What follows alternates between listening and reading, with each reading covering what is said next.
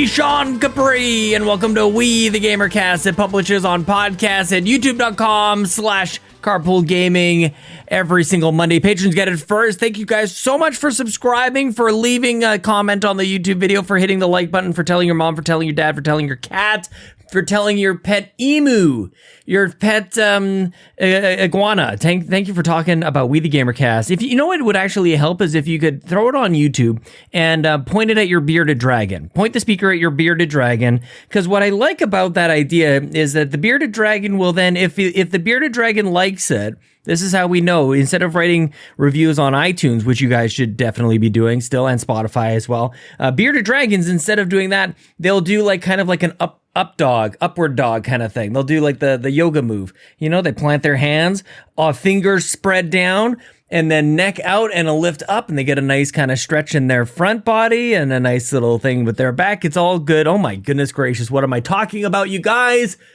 I'm getting ahead of myself, because if you're new, here's the deal. Every week I have sweet hangs with a long lost friend from the internet.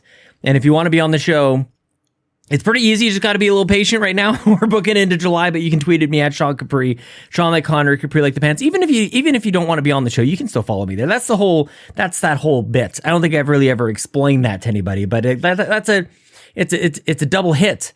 You get to learn what my Twitter is, and also if you want to reach out to me, that's probably the best thing. I might start taking requests by mail, postage mail only, and we'll get I've always wanted an excuse to have like a PO box. One of these days, we're going to have to get a Carpool Gaming P.O. box. How are you guys? I'm feeling pretty great. I'm about to go camping with my kids, and we're going to go all the way into the backyard. And it's a lovely day. I'm going to record this, and we're going to enjoy some sun. We're going to have maybe some hot dogs and whatnot. And it's everything. Life is good. Is life good for you guys? I'm feeling pretty great, actually. The Edmonton Oilers, the local sports team, the hockey team, we have snuffed out the Calgary Flames.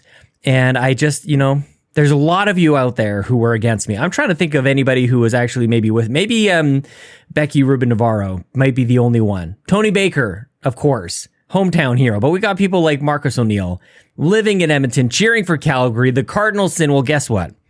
You get what you show up for, whatever that means. And the Edmonton Oilers going on to play the Colorado Avalanche. And I'm gonna be honest with you guys, like most of my free time, because the playoffs, in case you didn't know, with hockey, Stanley Cup, probably one of the hardest championships to win. I'm just going to go out and say that. These guys are playing every second night, and guess what? I'm watching every second night. So most of my free time is doing this, and when I'm not doing that, on the off days, I might try to catch up on some sleep, because I'm still going to the gym. I'm still getting up nice and early and doing the thing, and there's a great group of us in the Discord. Let's get fit. There's a bunch of us encouraging one another.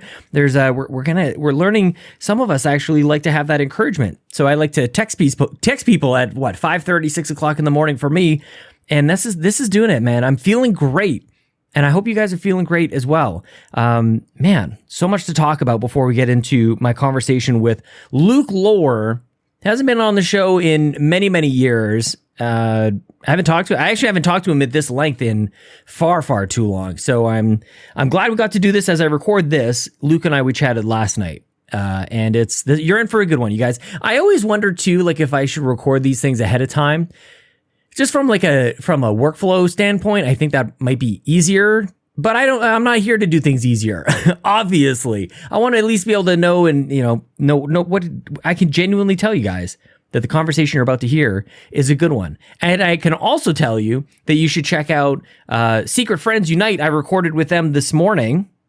And you guys, you're going to hear all about how I'm getting into comics, and I talk a little bit about Scott Pilgrim, and we may have watched a little bit of that Obi-Wan. So I'll save my thoughts about Obi-Wan for that show. So you guys should go check that out. Thank you to Todd Oxtra for having me on the show. And goodness gracious, guys, I think before we get on into it, I just want to reflect on the fact that speaking of comics, Ryan Turford and I on Patreon, and technically on YouTube too, but like this is going to be moving forward, at least in audio format.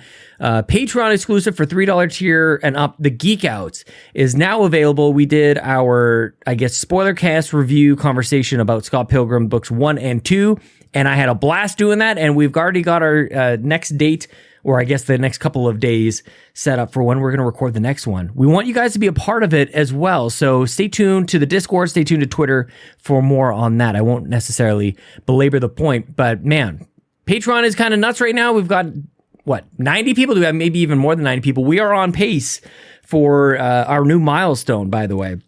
But before I get into that, I want to thank everybody who supports us at patreon.com/carpoolgaming. Thank you guys so much, especially our ultimate producers. Tony Baker from Quest for Pixels. I would really love it if you guys went to youtube.com/Quest for Pixels right now and subscribe. Dallas Ford, who just launched a new awesome project. I'd love you guys to check it out.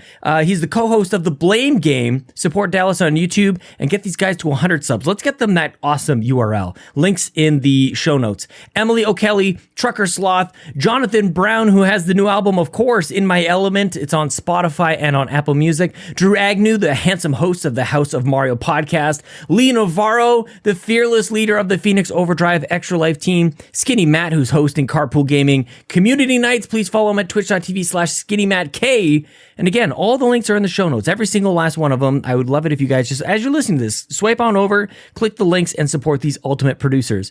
Our platinum producers, Brendan Myers, Dano, Marcus McCracken, Mostly Martinez, Becky Rubin Navarro, Robbie, how about this? Robbie Bobby Miller, and there's too many R's in here. I'm not rolling every R. RJ Kern, and our gold members, Anna, Argo, Ashley Nicholson, Cecily Carrozza, Dallas Robbins, Foolish Fuji, Jose Jimenez, Mac Time, Marcus O'Neill, Nagachaka, The Snack Network, Tom Danks, and Mr. and Mrs.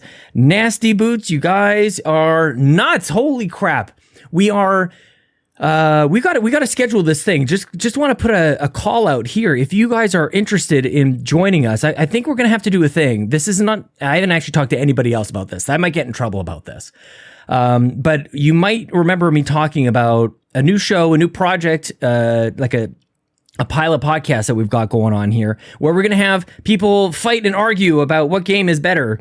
And the first show that we're going to be recording is on The Last of Us versus The Last of Us 2. The Last of Us 2. Drew Agnew has already reached out and said he wants to be part of Team The Last of Us Part 2. So we've got at least one person signed up for this. Dates will be confirmed later, but if you guys want to participate in this, we will probably be giving, this is the part I was going to get in trouble about, but I don't know how else to really do it. Preference, I'm going to say to patrons. If we are overloaded with too many people, we're going to prioritize patrons. So if you guys want to be part of that, if you think that might be fun, I'm excited about it. And as long as we can stay at our current Patreon level of support for 3 months, this will be a permanent podcast. Right now it's going to be exclusive, but it will be permanent and it will be available for everybody else to subscribe to. So please, guys, keep us here. And if you want to be part of it, you reach out to me. You let me know. We're also I'll have a little bit more of a formal way of capturing the interest out there. You know me. I like my Google Forms. You guys, we'll be doing that as well. But if you guys have if you're thinking about it, shoot me a message and it'll be super fun. I'm going to talk about some of these other things maybe at the other end of the show because I want to make sure that we get to my wonderful conversation with Lohr, who is currently the host of the amazing, prolific, and well documented at this point Xbox Expansion Pass podcast. Some of you have been listening to me for a very long time. You might remember Lohr from the Xbox Drive for a number of years ago. Luke and I, we get to share forever a lot of amazing memories. I would say the Xbox Drive really came to the way that you know it now. Certainly you know it with Ryan, of course, but man, we had Luke and I did the show for about a year together.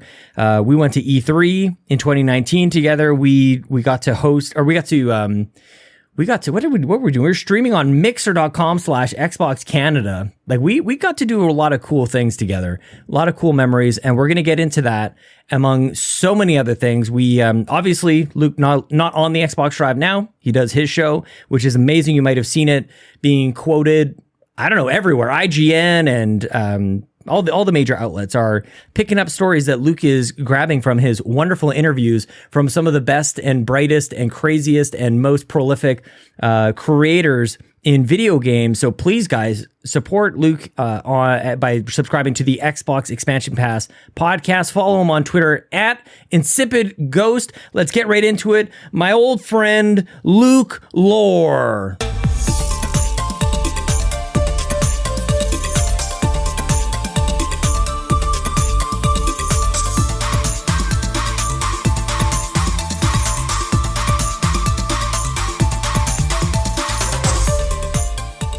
We haven't done this in forever.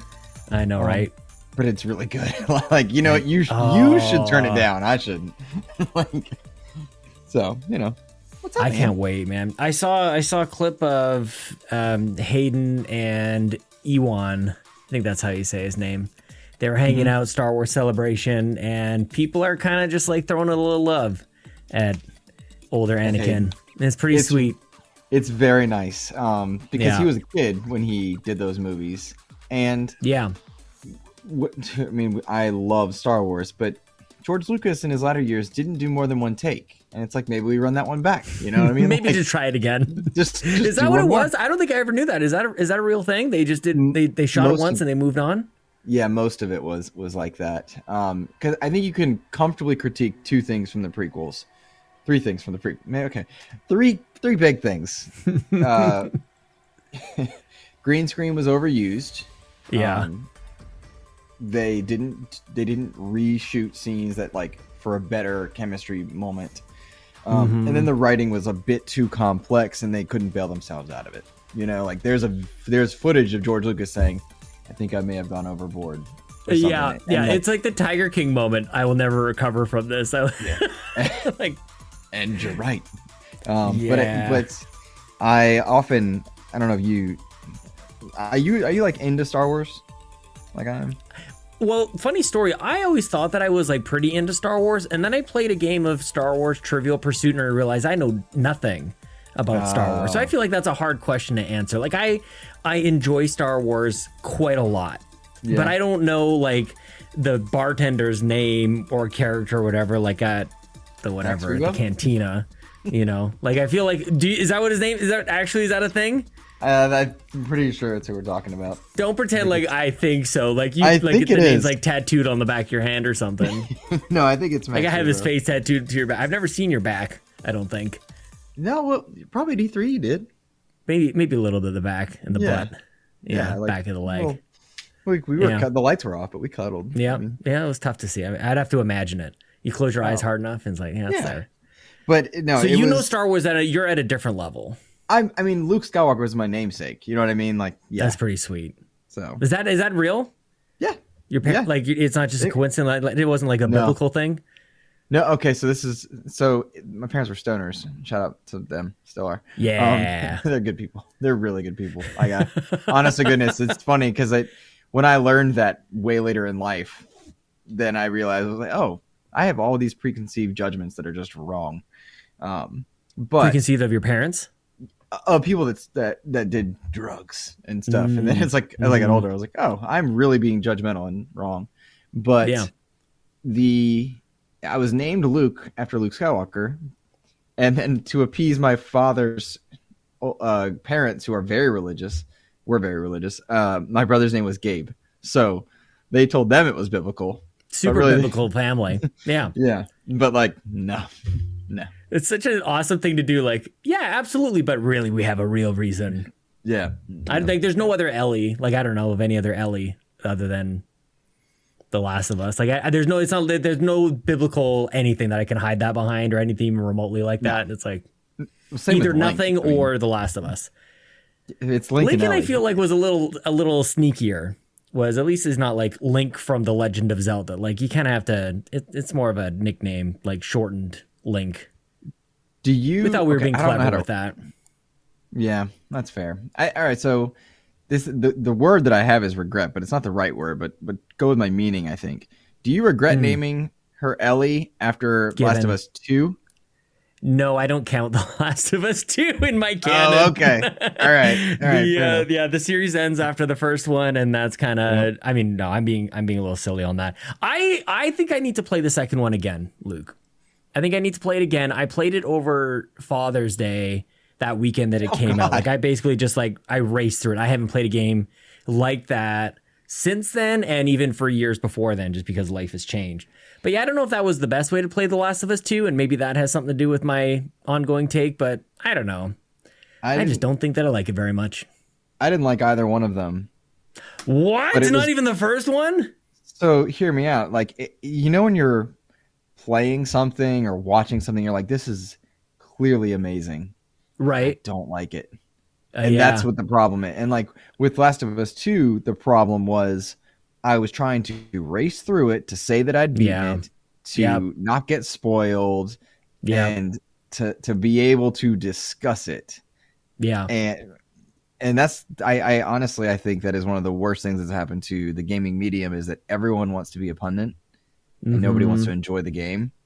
Yeah, and like that sucks. That's one of the reasons I often love AA games, because like, yeah, it's AA game. You can write off any little thing and just play it, you know. I'm in my typical like April, May, June mind space of I'm not going to try and keep up with the brand new thing. Like I'm going to play what I want, and then something's going to happen in the next 3 weeks where like I don't know, something's going to come out, and I'll go, I got to catch up. Like it's all going to snap back into place. And all that stupid anxiety is going to come like washing back. But at the moment, I'm like, I'm about halfway through Rise of the Tomb Raider, and I'm kind of loving life with that. I rented Lego Star Wars from the internet or from the library, and that's Star fine. Wars is a great game. Yeah, Rise of the Tomb Raider is a great game. I'm surprised you haven't done that one yet. Shadow, I have done it. Second, I never play games twice, and I'm just like, this is why it's such a big deal to me, because it's like, this is what I want in my heart, and I'm just going to play this. I haven't played most of the games that have come out this year, because the last game that I really played for a purpose, like to finish the game and then talk about it, was Horizon Forbidden West. And that's, to your example before, played it. Everything I can say individually about it, masterful. One of the best looking games, obviously a very thoughtful story, production, quality, blah, blah, blah, blah, blah. Did not enjoy my time with it. Yep. Star is a woman. That's why Sean hates it. Well, not a woman, just, a redhead. Yeah. I'm playing a game with her. I'm playing, the original. I'm playing Lara Croft. It just has to be her. That's it. I never liked Horizon.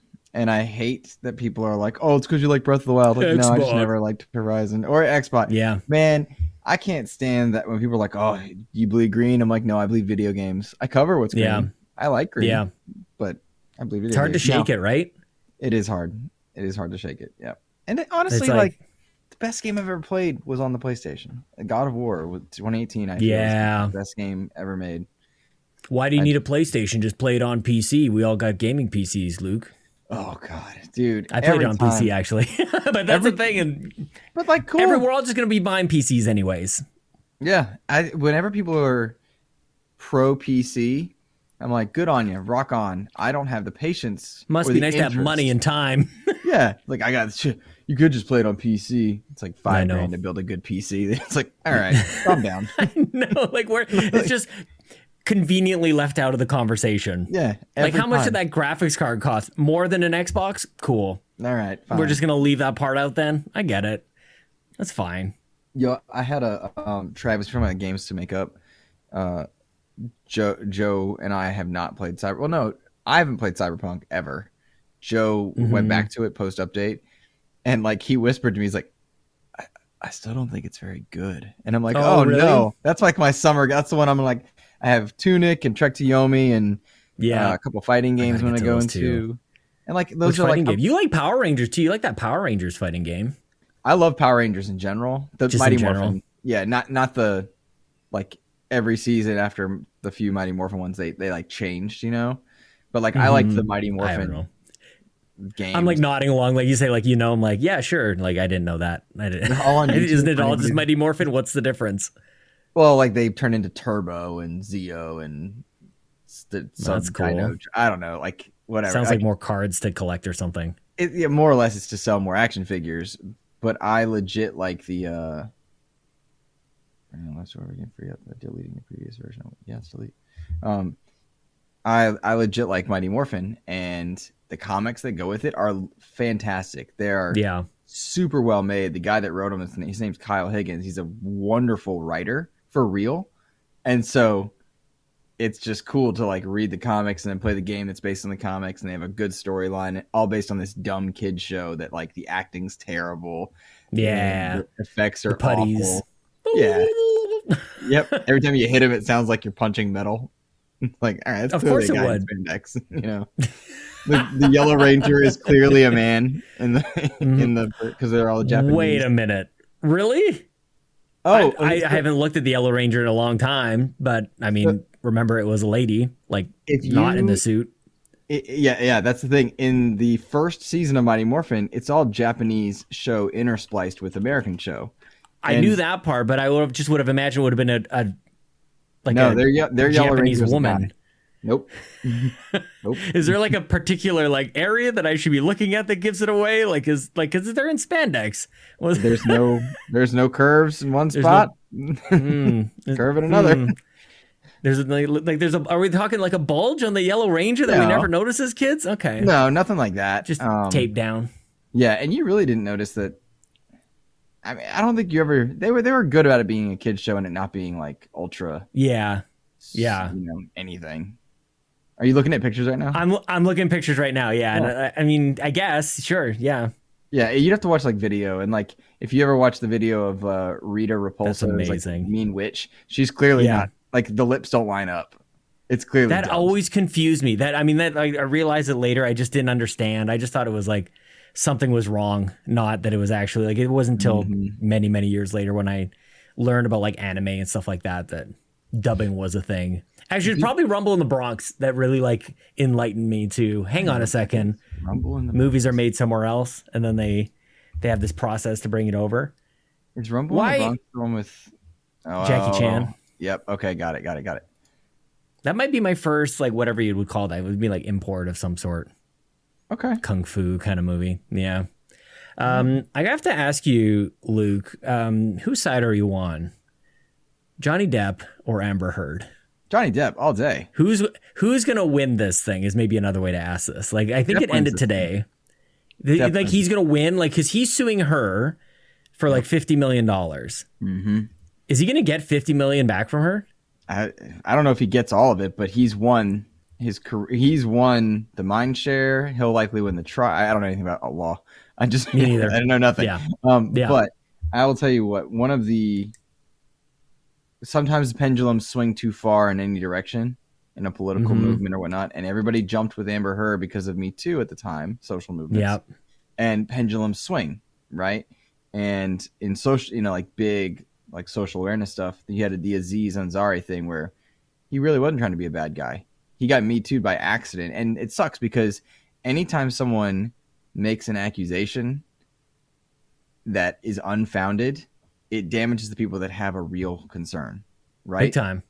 And so when that movement got sabotaged, it damaged every legitimate every woman who had a legitimate crisis. You know what I mean? And that sucks. But Amber Heard took all this wonderful like, oh, I'm a survivor and and Johnny Depp's the worst. And now we're finding out no. And so I think pendulums will swing back, and I'm glad takes you back all the way, man. That does suck. But I've always loved Johnny Depp, so I was going to be probably pretty biased throughout this whole thing. And I started watching kind of a little bit. Well, I was aware of it at the beginning on YouTube, and a few people who kind of like getting into gossipy stuff were talking about it. I'm like, I just can't get into it. And then I couldn't help it. It just was everywhere. And suddenly I'm like talking about she talked about her dog stepping on a bee, and then she makes this weird face. And like, that's the funniest thing I've ever seen. And people are making all these rhymes about it. It's bizarre. She's really bad at acting. Like even in the courtroom, she's real bad. Yeah. And he's so eclectic by nature that it's charming, Totally. And you find out what she did to him, what like with the finger and with the writing on the walls, and then like watching her story not add up. And it stinks because every time I want to comment on it, like in my answer to you, I wasn't very eloquent.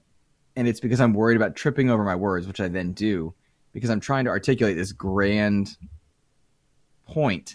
And really it's messy. It's all messy. And I don't want to get lumped in with one. Nice. Social, you already did. Cancel. Nope. Yep. Obviously anti-feminist. You don't believe victims. Yeah, that's the takeaway. That'll be the thumbnail. Fair. And host of XCP. Yep. Also, just while I'm going down, sinking the ship, Joseph Moran hit me. All right. I was just going to, so it's funny because it's rare that I do this, but I have a lot that I want to talk to you about. And I have like a couple of bullet points. And for whatever reason, I launched Johnny and Amber right at the start. Yeah. I wish you hadn't. Tell you that. Well, it was going to be Joe actually right at the start. Cause I actually want to get to the bottom of this. if I can. I put my hoodie on. Now I'm taking it back off because I got real okay. uncomfortable hot. Costume changes like an Ariana Grande concert here. Okay. Right. I want to know, like, do you guys like actually hate each other? Like, and you're just like, there's nobody else. Like, what's the deal between you and Joe? What's going on here? There is absolutely Set the record no straight. It became an internet meme, right? Yeah. It became an internet meme, and he can always go further than I can because he knows it. He knows I can't say some of the stuff he says, so he always wins. And so like he gets like DMs to our little group chats where I'll get him good kind of thing. But no, we don't hate each other at all. We play games together during the pandemic.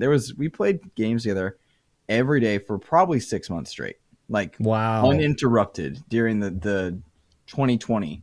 And then gradually as the world began to open and I had to go to work or like go into the building to go to work, that started happening. But no, not at all. Not at all. We played so many games. We did Darksiders Genesis, then we did Sea of Thieves, became Pirate Legends, then we did every Halo campaign. And did we do Gears of War? I don't think we did Gears of War, but then we played I want to do Gears of War. A bunch of stuff, yeah. Well, you're gonna get to this year. That one. You think so? Wait, what? Yeah, I mean, come on, man. You think we're doing Ultimate? I think you Marcus are. Phoenix? Yeah. I think what's gonna happen is the Phoenix Collection is not ready. But at least what I've heard is old. And I'm not an insider. I'm not like Jeff Grubb. Like I bump into things sometimes. I heard that this thing is real, but it's not done. Yeah. And so it's like what's likely happening if it's me and I'm Phil and I'm sitting at the table and I'm like, well, Todd just canceled Starfield, so our year's ruined. Can we get Gears just 2? Is 2 ready? Can we get just 2 and then say we're going to add on? And then making an event as you add things in, the way that Halo Reach being added to Master Chief was an event or something. Yeah. That to me is actually the better way to do it. Do you think so? Like, does that not feed into the whole, like, Microsoft just keeps launching games that are not finished? I think isn't that a thing? Do you think that's part of the narrative right now? I think it's a narrative amongst content creators, but like in real time, yeah, you know what I mean? Like no one cares. I love that answer because like I find myself thinking about that all the time of like, am I upset about like the state of Game Pass? Like as a podcaster, sure, because I don't get to scream and yell about like amazing, like what I get by these guys. But as like a player, I'm like, I'm just glad I have it, and I'm not gonna unsubscribe right now. I don't need to talk about it, and that's a whole weird thing as well that's happening. We're just bored. That when this stuff starts to happen, it just means that we're bored. We don't got anything better to do about every week. And you know what's frustrating is Game Pass. The Game Pass handle made an incredible dunk on Kotaku, I think. Yeah. I had them blocked, and I still ended up having to see that garbage. Kotaku, but. Yeah. What was interesting to me is like, I loved the comment. I wish it hadn't been Xbox that said it. Like, right. That was such a good point. And like, it's true. I use Game Pass all the time. I mean, like, Sea of Thieves, Halo, sure. But like, I would have bought those games, fine. But I play so many indie titles and so many AA games off Game Pass. Like, if Game Pass is your AAA first party thing, then yeah, it's not a good service. But like, what are you talking about? Like, I even think I think that's even a little bit too far. It's not a good service, but it's like $120 is American a year to have day and date, and then the Xbox catalog. That's not a bad. You're right. It's not bad. Yeah, that's not bad. It's not like blow your mind. It's like a standard subscription. But when you add in all the other stuff, I think it makes it great. I think anyone that says otherwise is trying to push a narrative. Yeah. You know? Oh, definitely. Well, or just get clicks. And I guess if pushing a narrative does that for you, then that's fine. Because there'll be another day when they announce something big and it's like, it's back and better than ever. And I'm kind of tired with that anyway. So you're right. I wish it was somebody else. I wish it but I mean, is that what the kids called ratioed? Did Kotaku get ratioed? Yes. And like the author never answered my DMs on a previous thing where he mislabeled one of my article or my interviews. Really made me mad. He's the one that wrote it. He was like, "Hey, I'm available for if you guys want to do an interview or talk or whatnot." And nobody answered it. Nobody clicked like, nothing. And I was like, should have cited me in that thing 2 months back.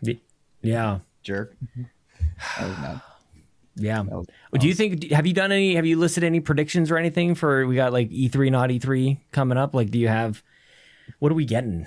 Do I have Mr. predictions, Insider? or I've not Yeah, listened yeah. to anything, and I don't know anything at all. Like the That's opposite. what somebody who knows things would say. Just so you know that. I haven't done anything. Why are you asking? I didn't say anything. So when I learn things, usually it's because I'm interviewing someone that drops something in there, and then I usually have to cut it out. Or do you really? On occasion, that's happened. Yeah, like, somebody loops back to you and like, that happens a loose-lipped. lot. Be like, hey, Yeah. I wasn't supposed to, or hey, can you? And like, I just did one with the Redout 2 developers, and I asked. This is the second time they were on, actually, which was cool because it was like, hey, what's up? You know, like it's me again, and so it was a better conversation. But yeah, he had to go after the interview. I was like, hey, can I tweet this thing you said? Because the interview doesn't go live for a few days. And he's like, let me check. Actually, you know, that happens a lot. But then like in other things, like once I figured out the release date for the Gunk via a PR email that was like, hey, can you wait till release in this time? And then they came back and like, please don't say this thing. And, you know, I was like, oh, cool, no problem. Like, because totally. if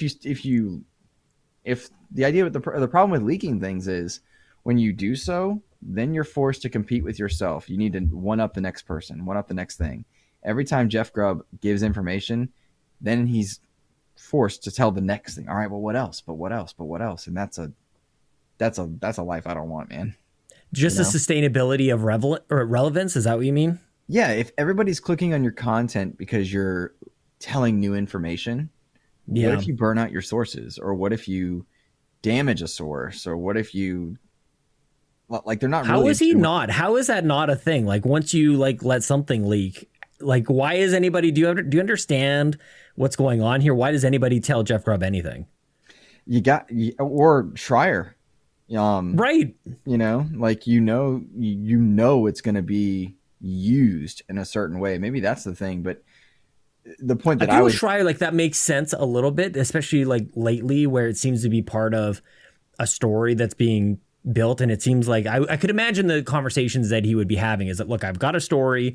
I think that you'd be a source that would be like valuable to corroborate this story. And let's have an open discussion about that. That actually makes sense to me. I feel like that happens a lot in journalism, not even just in video games. But like, why is anybody telling anybody anything about anything to Jeff Grubb about like when the next Star Wars game is coming out? Which I was right, by the way. Yeah.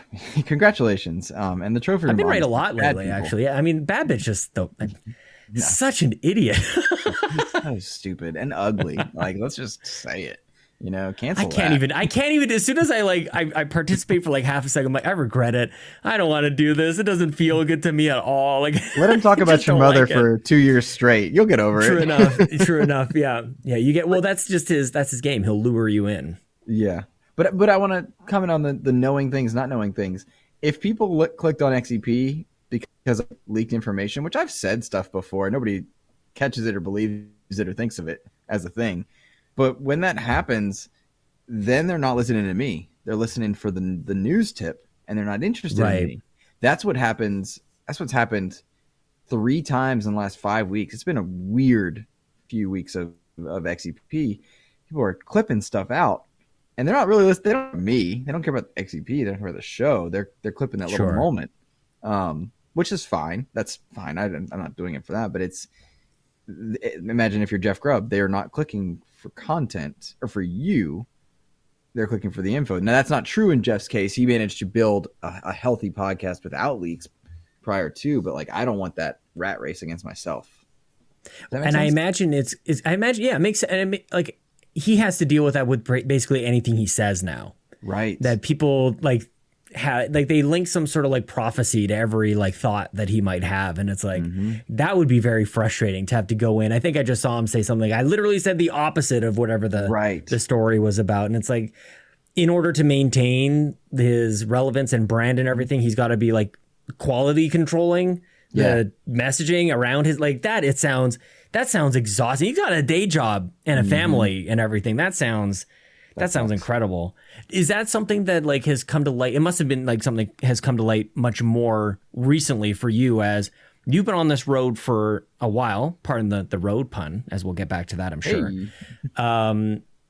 It seems like you're kind of like realizing a bit of, at least a part of, if not all of the ambition with XEP, especially as you mentioned with like the last 3 out of the last 5 weeks or so. Like you've been building towards like what's happening right now, which is real and sourced conversations with some of the most important people in the industry. And you're getting nuggets out of this stuff, and you're being covered elsewhere. And that seems like a new level. It seems like you've reached a new echelon of XEP. Yes. That wasn't the goal. That still isn't the goal. I want people. Okay.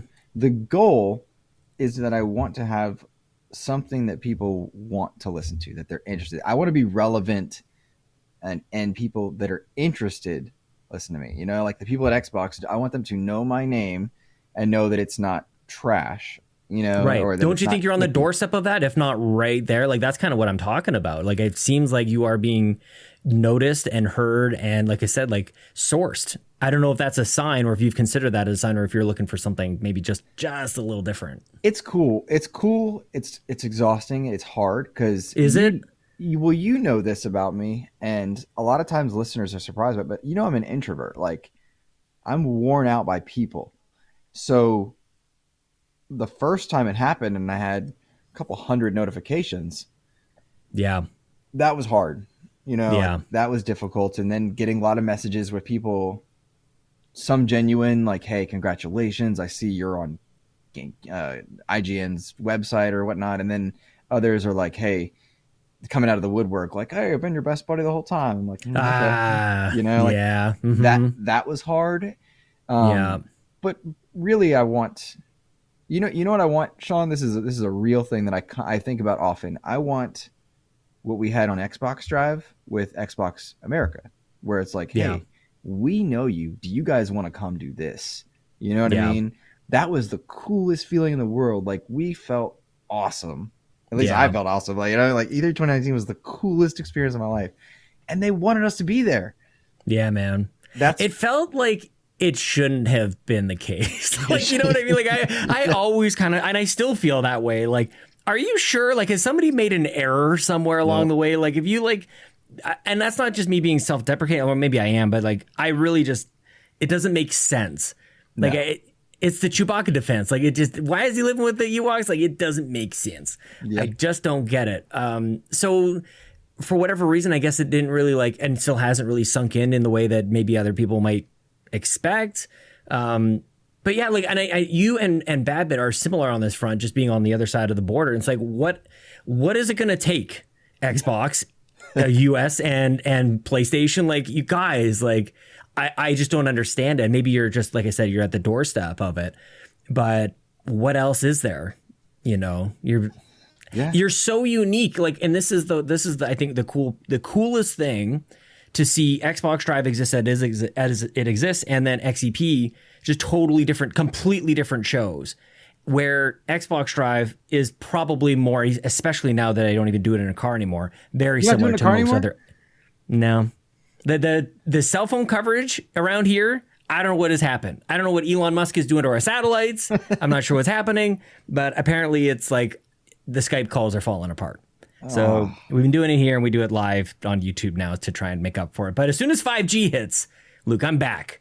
But for now I'm in my basement. Because, I should probably spend more time in my basement. Yeah. Ever since I started working from home. That was the other piece, too, is I don't actually have to drive anywhere. So for a while, I was just getting in my car and going to sit by McDonald's for a little. Like, I'm not on my way to anywhere. Right. Like, I was doing a lap kind of thing. And it was kind of dumb. I feel like I outed myself that I don't listen to the Xbox Drive, but I found it really hard to do for a little while. And then I get it. I never looped back, but I would lurk your streams and listen to other, I listen to you everywhere else, but I never made it back to Xbox Drive, and I feel bad, but also like it was good that you guys were. It's understandable. I don't think that's bad or anything. That totally makes sense. And we can come back to that, but all I just wanted to make sure that it's like, people should celebrate, if not even just you and I should celebrate the fact that XEP is something that the internet needs and it like is in desperate need of, especially on the Xbox front. There's not a show like that anywhere else in Xbox land, certainly not in PlayStation land, and absolutely not in Nintendo land. Like, it just doesn't exist. And so I don't think anybody has an ambition like you do to do something as unique as you do and has the background that you do. Like, this comes, maybe it's still hard, and I'm not suggesting that it's not difficult or challenging for you to do, but it's natural to you to do a show in that way, like, because you're an inquisitive person and you are interested by the people who are on that side of gaming. And I never get the sense that you're trying to get a guest for like the get of the guest. Like, you're genuinely really appreciative of what that person has added to video games, whether it's right now or in the history of games. And all those things to me just like click together for a show that should exist for the benefit of celebration of video games. Whereas like, we're kind of like candy, we're kind of junk food for like it's fun to listen to, but it's like, it's empty calories. I feel like people are getting something that from your show that they can't possibly get from anywhere else other than maybe Ryan McCaffrey. Like, I put you on the level of like Ryan McCaffrey and Unfiltered. What was his? Is he still doing it? I'm outing myself on that one. Yeah, when he's able. Yeah, I feel like it's that. Like, your ambition, your style, the way that you're able to get like these people who should probably be on lockdown in terms of their messaging. They're telling you things. Yeah. So, and I think that's remarkable, and it only comes out of something that was pretty painful, I think, for both of us, of splitting from the Xbox tribe, and now both get to exist, and I think people benefit from both these shows happening because they weren't gonna. What you do wasn't gonna happen, I don't think, on the Xbox tribe. No. Is that the route we want to go, or do you want to talk about the guest part, which I don't want to derail? Like, let's do guests. Yeah, talked about this show first. Yeah. So, your compliment is very high, and I appreciate it because I look up to several people in the journalism or on the journalism side: Andrew Renee, Ryan McCaffrey, and old Greg Miller, where he wanted to talk to guests and wanted to talk to people. I really like Up at Noon. The old school Up at Noon, where they sit down and have the conversation, and I really liked that. And then like early Kind of Funny stuff, where they would have articulate conversations about like what this means in the industry, what's this doing, like a little less fluff. I don't know what else to put there. Yeah, but totally. But in having those conversations, you learn so much, and I've never once tried to get someone for the get. But I absolutely have been ambitious because I think it would be amazing if it could happen, right? Like, I'm rejected on those guests. I would say for every one you hear, probably 5 people have said no. Yeah. And some of the people, it took months of requesting and asking and pitching and saying, here's why, here's what I think. And with every bigger get, you open a door for the next one, right? Mm-hmm. And that is a double-edged sword in and of itself. Like, bless Lord Lanning's heart, right? Like, he got just flooded, I'm sure, with comments and whatnot when he said that PlayStation Plus was devastating. Well, I knew that if somebody heard that was going to be someone somewhere is going to care, but then it went way beyond what I thought, right? But with in talking to Lauren Lanning, suddenly I'm able to say, hey, I've talked to this person. Would you like to come on? And that opens another, because there's a clout credibility element to it of if you were professional enough to let this person on, maybe I can do this. But it's also led to some cool friendships. Like, there's some interviews never made it to XEP, but I could still talk to the people.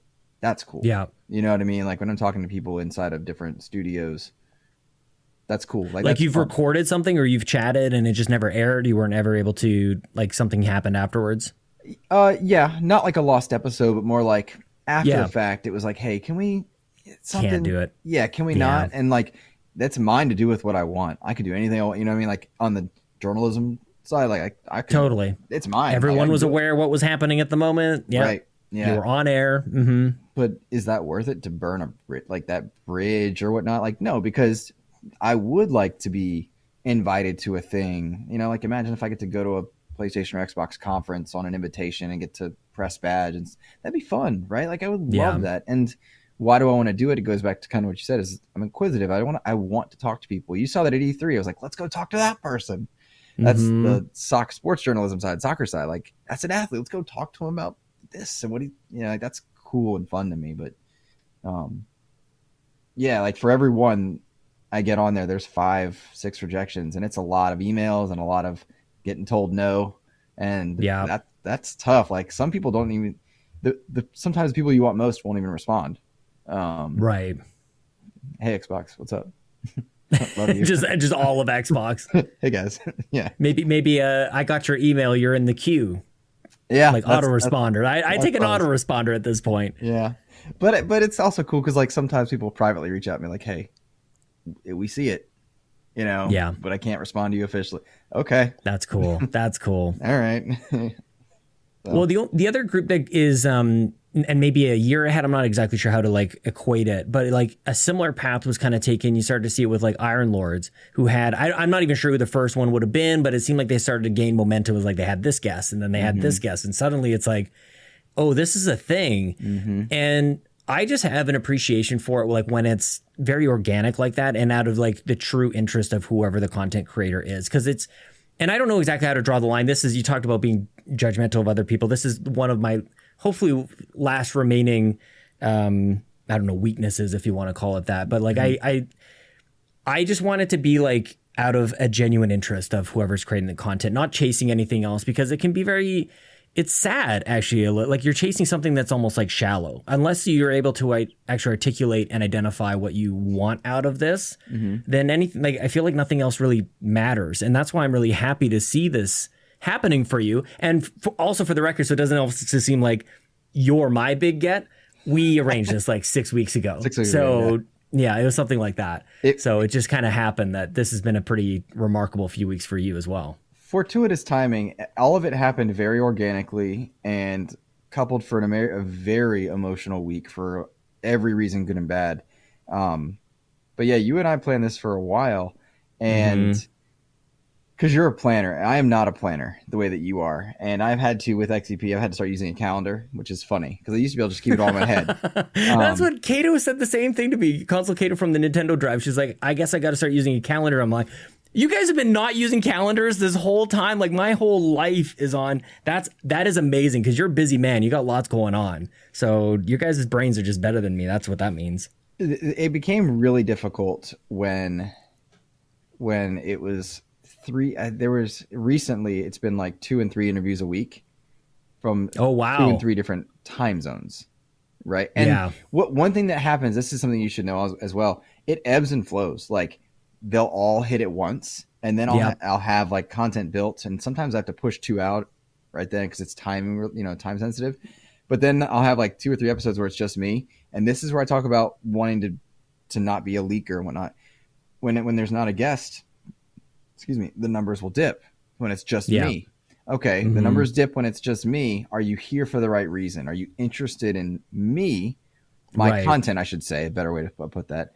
And what I have to say or think about stuff, or are you interested in that one guest because you're interested in, like when I had Brian on from Crystal Dynamics, are you interested in Avengers or Crystal Dynamics? Is that why you were there? Or were you there because it's XEP?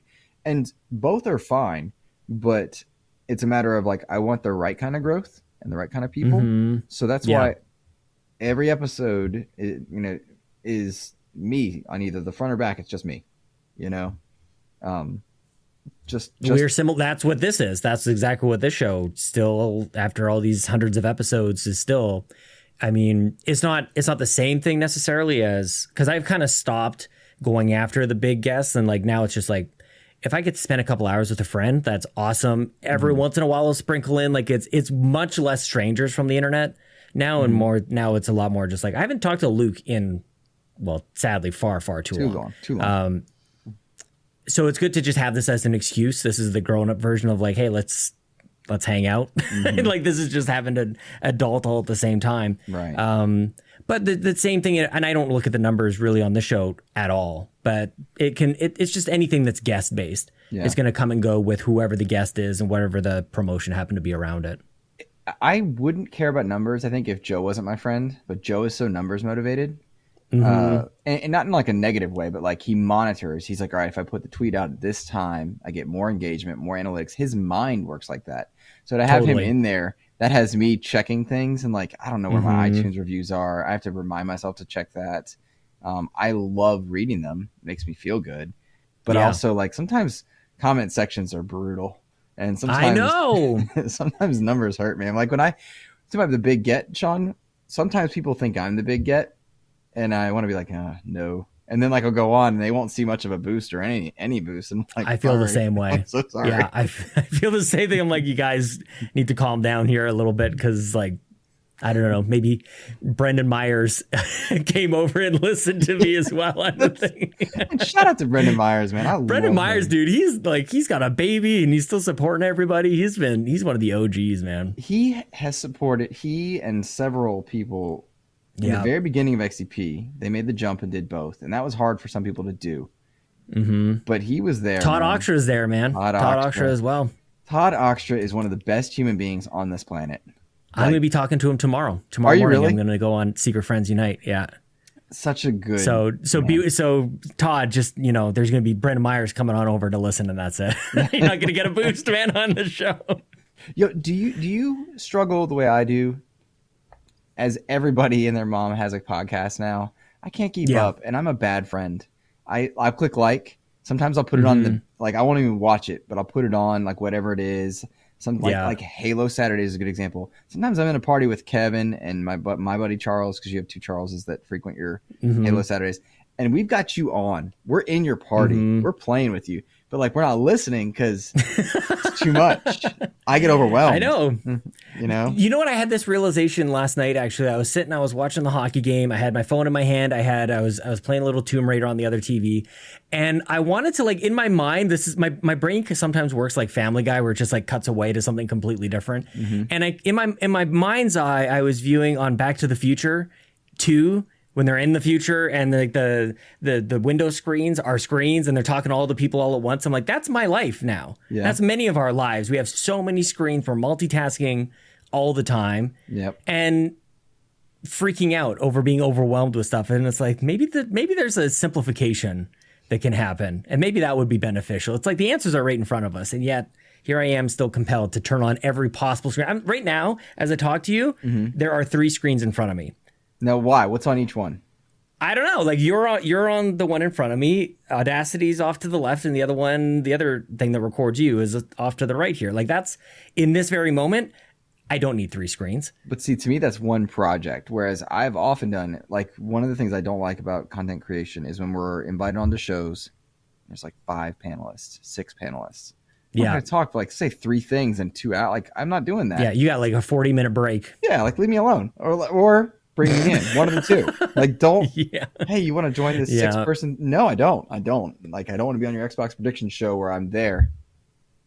Yeah. For a pregnant pot, and like, so what I'll do is I'll bring my tablet over and xCloud some stuff. And just play, or I'll eat. You used to do that when it was one-on-one podcast. I'm surprised you're not doing that right now. Actually, I thought about doing that just to mess with you. But it wasn't a video. Sorry, show. What were you saying? Yeah, I never did that to you. That happened one time, and you in person. But you thought from that moment on that I did that to you all the time. It explains everything. This one example explains everything. I did an episode of busted you. I knew you do that. You can't even, because the thing that I was thinking, I remember thinking this exactly like this. So for anybody, they're like, what are you guys talking about? Luke and I were, of course, in LA for E3 in 2019, and we were recording, I think it was after the Nintendo thing that we saw.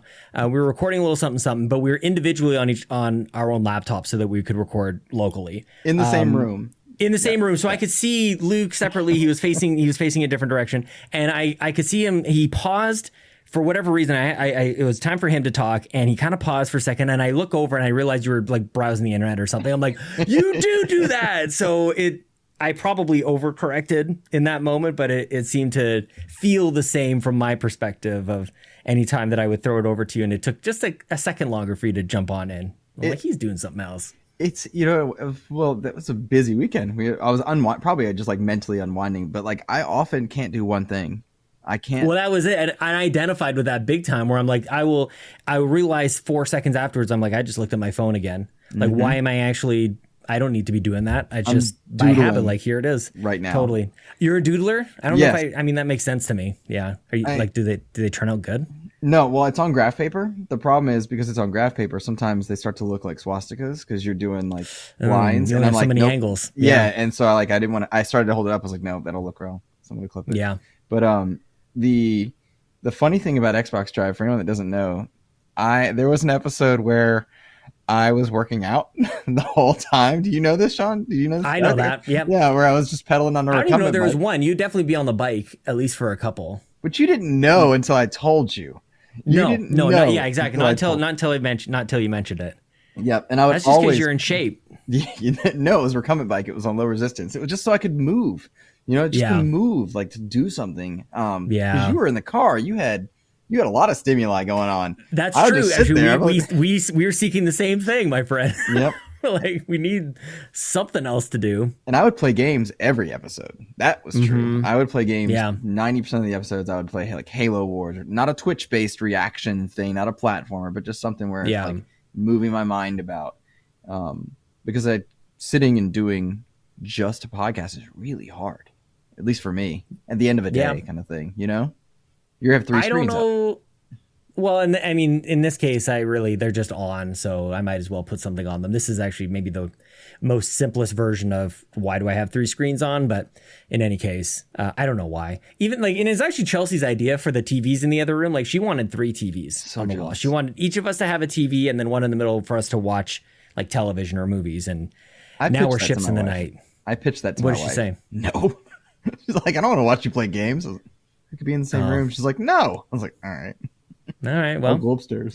You tried. Hey, you were being the good family man. I tried. You were trying to create a space for you guys to enjoy together and to come together like that. And she said no. That'll go down on the record. Yep. Yeah. So where are you going with them before we maybe venture off into Xbox Drive land? What does the future have in store for XEP? When do you like go? Like, are you like? How do you feel like are you just getting started? Like sometimes when you reach a new kind of level or things are happening, you're like, I feel like I'm just getting started. Or do you feel like, man, I've been at this for a bit? Could take on the whole empire myself. Hey, everyone, Dax got this. No, honestly, I have not collected myself lately. So there were 3 things that kind of hit. Godfall was a small hit. Like I got picked up by some places. Lohr Landing got picked up. Ed Freeze got picked up. Yeah, and there was, I think, I don't think there was an interview in between them. So that kind of had this like home run, 2 base hit, home run kind of just pattern right in there. And that was really cool. But it happened right around the EOG testing for my students, like end of the year stuff. So I never caught my breath on any of it. Yeah. And then the same day that Ed Freeze, the interview goes up. No, the Ed Freeze interview went up, and then like the day after, I got to go on Podcast Unlocked, which was to me one of that's if you're talking about goals, like that was one of them. That's what I'm saying. Yes, I wanted to go on Unlocked. I want to be noticed by Xbox somehow, some way. Like I don't know if do you have PR handlers for you? Yeah, like for myself, no, but like I talk to other right. Like I would like someone to know who I am, right? Like and say, and I reach out like, hey, John, are we doing Forza coverage this month? Like something like I don't know. But I never caught my breath, and so this week was really weird, Sean, because I'm supposed to be celebrating in every way. Ed Freeze's interview was so cool. That's one of the guys that helped with the first Xbox launch. That was one of my favorite interviews. I don't know if anyone's listened to it. I felt like Ed he's a really calm and composed talker. And so like if you're interested, there's an hour and some 10-20 minutes of good stuff, but it's a little dry, and then drops this one line at an hour and 5 minutes into the interview, and then it's like, oh, everyone's interested. So that was a little weird, but it was cool, surreal. I'm supposed to be happy, right? Yeah. Ed Freeze's interview was, I mean, that's one of the greatest names in Xbox history. To me, that's such a celebratory thing. And I'd been sitting on it for over a week by the time it launched. from when I recorded it. And so like I knew this stuff, and I knew what was happening, and like I planned it, and I was just ready, but like I had to keep it quiet. And then of course I knew I was going to be on Unlocked, had to keep it quiet. Scheduled, I had the Star-Lord interview, which hasn't gone up yet, but that one. And so like had all these things. So I was marathon sprinting, and then the end of the school year, finished testing. We find that's a roller coaster for teachers, is testing, because some places really care how the scores. So there's a lot of pressure there. And so marathon stuff, Hill and I were not like having problems, but like we were at odds, as couples do sometimes. So it was this like, especially when you're stressed and a lot going on, exactly. Yeah. Exactly. Yeah, and she too had similar levels of stress happening at her work, and she works in medicine. So like, yeah, it was just a lot. And the world, it's funny because you list all these things, and it's like also this sort of big Supreme Court thing that sort of happened that I'm staying out of. I'm up north. A lot of this stuff, like I mean, we'll talk about it too, but it's like, I just don't think that it's not my place. It's sort of like as a free man up here, not my place. But man, does it like it all comes. Yes. Like we read it as if it's our own. We like it impacts us, I think, in a lot of ways. But anyways, like there's a lot going on. Like to the point that like when that doesn't even come up, it's like holy crap. Like there's a ton. Yeah, exactly. And so it was. I think my lighting changed when we rebooted, but like it was just tiring, sprinting towards the end. Yeah, I literally did a 5K in that time. Which was funny. And as I'm getting older, like my body's not reacting the same way. I'm stress eating, but I can run further and lift more weights than I've ever been able to do. But my body doesn't look the way I want to. It's so like just all these things. And then Monday is the Ed Freeze interview. Sunday night, Monday, Ed Freeze. Everyone's like, "Oh my gosh, Luke, this is amazing! I had no idea." People started like coming out of the woodwork a little bit, which happens here and there. Yeah. And then Unlocked is recorded, but nobody knows. School shooting is almost simultaneous with that in terms of like when it's going on in my life and people are finding out stuff. So like, do I tweet, like once it's done, do I tweet it out? Do I tell people? I know. Is it the right time? And like, I didn't feel like it was the right time. A teacher passed away, kids passed away. that's my day to day. And I love like it hit schools hard. And the way I reacted was dark humor and just, that was the only way I can handle it at this point, was just this like futilic level of whatever, like what can I do, but I didn't know how to feel. And so it was just this up, down of like, okay, schedule interview. Do I do this? Okay. Next morning, got to be up at 5, got to be there testing this, just so much going on. And once people found out about Unlocked, it was cool, but like, people were saying so many things. I didn't even tweet that I'd done it until the next day. Yeah. Like, let's talk about it tomorrow. And this was like a dream, and it's not a woe is me, I got ruined. It's more like, what do you do? Like, totally. And I'm glad that you said that, because like what else you're right to feel all those things, like really regardless of what you feel, like you're right to feel that way. But like, I completely understand that. It's like, of course, this is the day that something like this happens. And for you, like I thought of you on a number of different fronts on this. We can tackle it a number of different ways. Like just the fact that it's, your own country, that's number one, but probably more related is, as you kind of briefly touched on, like you are a teacher, like, and that is a complicated career path, man. Like that's, I don't know, like speaking of dedication and just like sticking true to your ambitions, like, and your goals, that you have to be a teacher, especially now. But aside from it taking away from the limelight of this big moment, like how do you process when unfortunately these things happen far too often? Like, is it a regular kind of like consideration, a thought process? Do you talk to people about it? Like, you're a teacher, these things are happening at schools. How do you handle that, man? The worst thing I have to respond to that is, it depends. It's different every time. That's not the worst. Well, it implies that it happens often, and it does happen often. That's what I mean. It does happen, right? So every time is different, and this time my building, my school, we were so head down trying to get across the finish line with COVID, with politics, with different social movements that have occurred as recent as this year. It was just trying to get over the finish line, and like inevitably with, I keep bringing up test scores because that motivates some school districts and whatnot, and others. Not tremendous pressure is put on teachers for it, and it's like, how the hell do you want to me have care the about, kids do well? Is that the pressure? to have them do well, or get some number on some paper from someone that's never met them or doesn't know their struggle? Sure. Like when that happens, it's hard. And then we thankfully were done. Our kids were dismissed for like the end of the year, the Friday before the shooting. And so the kids that we had in the building were remedial or makeup testing or makeup. It's like they had a reason to be there, but it wasn't school proper. Right. So like we were all in jeans and t-shirts and stuff like that, but we were trying to busy ourselves with end of the year procedures and getting things wrapped up and cleaned up. And when it happens, different people react differently. Like if you have children, that's different. If you have children and they're in school, it's different. There are different types of teachers all around, from those that it's just a job to those that it's their life. And I tend to skew more towards, like, those are my kids, right? Like that's how I feel, but I don't have children of my own. But it's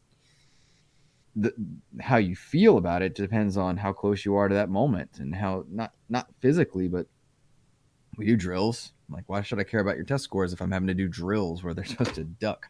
Like, what a term, like.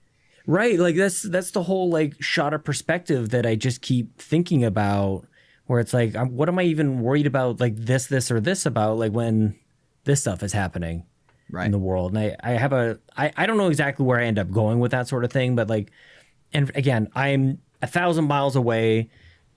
Guns are not really a thing here. Like the shootings aren't really, they happen, but not to the frequency. This one has hit me big time, dude.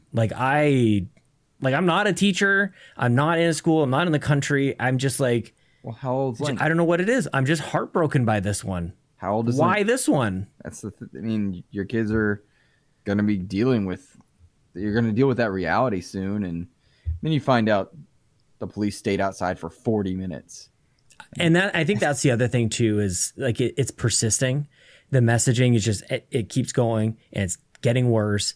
And one thing that I'm really aware of this time too is that I'm just like, it's just the same. Of course it has always been this way, but I'm like, I'm just waiting for somebody to say something new. Mm-hmm. And the only thing new that I'm actually hearing is just how long it took the cops to get in there. Mm-hmm. It's like, I hadn't heard that before. Haven't heard that one. That one's new to me. And yeah, like it impacts as a person who entertains, I guess, if you can call it that, like where other people are relying on that sort of thing. Right. And this is probably the second moment where something has happened and I found myself struggling to like step up to the mic and go like, let's talk about video games. Mm-hmm. And for whatever reason, this is the second one. And I feel like I need to take that time for myself, but also people rely on people like us to have content out there because they're going through the exact same thing. Mm-hmm. Like this realization came to me when I saw another streamer going live, and I was like, thank goodness she's going live. This is awesome. I can go. And I went, oh, people want that from me too. Mm-hmm. And so there's this duality to it that I certainly struggle with. But then I think about you, who's in a classroom. I don't know if this is the sort of thing that like manifests in your brain I hope not, but like on a day-to-day basis. Like, do you ever think like what happens if I'm in that situation? Like, when does Kung Fu Luke come into play, and what do you do in that situation? It does happen. Like, we do. Yeah. I think about it. I'll bet. And like, I've had to have conversations with my wife who will cut me off because inevitably the question of like, what are you going to do? And like, in my mind, I know exactly what I'm going to do. And it's not what you're supposed to do. Like, get the kids in, have them lock and show them where we have bolts that we put into the floor so the doors don't open. It's horrible. Actually? Yeah. Oh, wow. Yeah, it's wild, but like, of course I'm going towards it in my mind. Like, I think I would. That's what every horrible thing I've been a part of in my life, like tragedy, injury, accidents, whatever it is, I've always gone towards it to help. Yeah. That's all. So hopefully I say hopefully, like, Yeah, hopefully it never happens, obviously. Right. But like, I think I would go towards it to try and help or stop or get people away. But like, there's also, if you do that, one, you're losing your job because you're doing the opposite of the procedure. Two, you could make it worse, and you have to be cognizant of like, how are you helping the situation? Are you in the way? Are you making it a problem? Like, there's a lot of elements, and the truth is, we all say what we would do, and we armchair analyze, and like, yeah, we used to. The Kung Fu Luke joke, like, I used to be a pretty prominent martial artist, capable martial artist, long gone is that. But, we would all go watch the UFC fights, like, oh, why didn't he do this and do this? And right. Once you've been hit in the face once, you realize, oh, that's why. Because that it's changes totally everything. Absolutely. And we have those conversations, and my wife knows what I think would happen, and she knows me well enough to know what I would hope to do. It sounds like you would think if I just took out the part where you're a teacher, like it sounds like we're having a conversation about you being like a cop or SWAT, a tactical like response person. Like you know what I mean? Like that's not the way that we should be. Like these are not the conversations we should be having about teachers. No, and it sucks because inevitably the good guy with a gun argument will come up, and it's really hard because, well, the good guys with the gun stood outside the school for 40 minutes. I know. And then like we have a cop in our building all the time. Well, he's 20 some odd years old and has no idea what he's doing, and everything to him is a game. And he's very immature, but he's the guy. He's the guy. Mm-hmm. And then there's the other thing. Like, I know people are like, well, arm the teachers. Like, what message does that send? That I'm like, do your homework, and then I put my hand on my hip by just out of no. That's not a safe environment, and expecting kids to learn. And moreover, I've seen teachers lose their shit because a kid wasn't in dress code. No, I don't trust you to have a weapon. Most shootings in the United States occur reflexively. They're not pre-planned. They're impulse decisions that are almost always regretted, Yeah. And it's just, I don't understand it. It's infuriating. It's saddening. And I'm always scared to talk about it because one wrong clip out or one wrong misunderstanding and suddenly the conversation's over and you're damned into one category. That's really frustrating. That began happening a lot in Trump's run up to an election. Was if you said one thing that might have been on a certain side, suddenly you were that side. You were the embodiment of that side. You were, and it's like, that's not how that's not how any of it's supposed to work. And I agree. Every single issue has become that polar, and it's really frustrating. And the same thing in our gaming spaces. Like, dude, like you talked about XCP being unique and whatnot. I hope it's because I'm not vilifying PlayStation. The only thing I'll vilify is Nintendo's inability to get with the program when it comes to online. I don't understand. Why are we forgiving this? But also, Mario Strikers is coming out, and like, can't wait, dude. I am stoked. Oh my gosh, yeah, totally. But this is just not, because you and I both. You're much better at it than I am, but like I just want to be able to explore issues. I rarely know where I'm going to end up when starting a conversation. And the frustrating thing I think for me personally is I've only just sort of like recently been comfortable with even exploring the idea. And actually this is something that's coming to light even just in this moment as we're talking about it. I'm like, why is this such a sensitive subject for me? And it's like, I never really got to do this. I was even too shy to say anything to start with. So now that I'm comfortable with like talking about stuff and figuring it out and like feeling like maybe there's a safe space for people to just explore ideas, suddenly it's like, no, whatever you started with, whatever, even if you've mentioned it, even if you've given it a platform for whatever, now you're part of like the enemy. And it's like, why does it have to be so confrontational? But maybe this is just us getting older, Luke.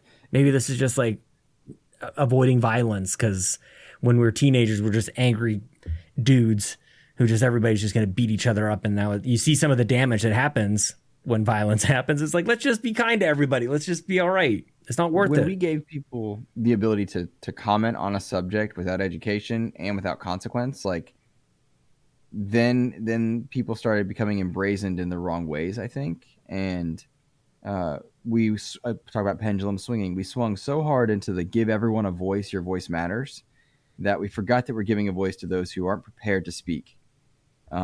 And it takes life lessons to be prepared to speak. It takes getting popped in the face when you run your mouth to the wrong person to realize when to choose your words and when to go off of emotion. Think about the guy that ran his mouth at Mike Tyson. He's like, dude, you ran your mouth at Mike Tyson. On the plane? Yeah, like, of course. And then we became so embrazened with my voice matters. No, it doesn't. Like, or I'm offended. So what? Like, being offended. See, that's where you and I can agree on. Nothing happens to you if you're offended. You don't wake up and you're suddenly you have boils on your skin. It's an old comedian's joke, but like, you don't wake up and suddenly you're losing your hair and whittling away because you were offended. No, you were offended. You need to manage that emotion and move on. It's not my job to make you unoffended in a daily sense. It's totally good example of this. Everybody and their mom had an opinion on Joe Rogan, right? Joe Rogan said this. Joe Rogan had this person on. He's the best. He's the worst. Everything. Like, Joe Rogan had Alex Jones on his show. Okay, there's the argument of you're giving this man a platform on which to speak about issues that others are canceling him or her, he or she for, whatnot. And people began to think Joe Rogan is good or bad, regardless of how he voted for or anything else. But everyone failed to connect the very simple thing of the man's a comedian. Millions of viewers, millions of listeners, 10 listeners. He's a comedian. If your base is so focused on what a comedian says that suddenly they're winning and losing elections, you got a problem. That's the thing. I love Joe Rogan's show because he's a great interviewer. Am I canceled for liking it? I don't agree with 90% of the people on there.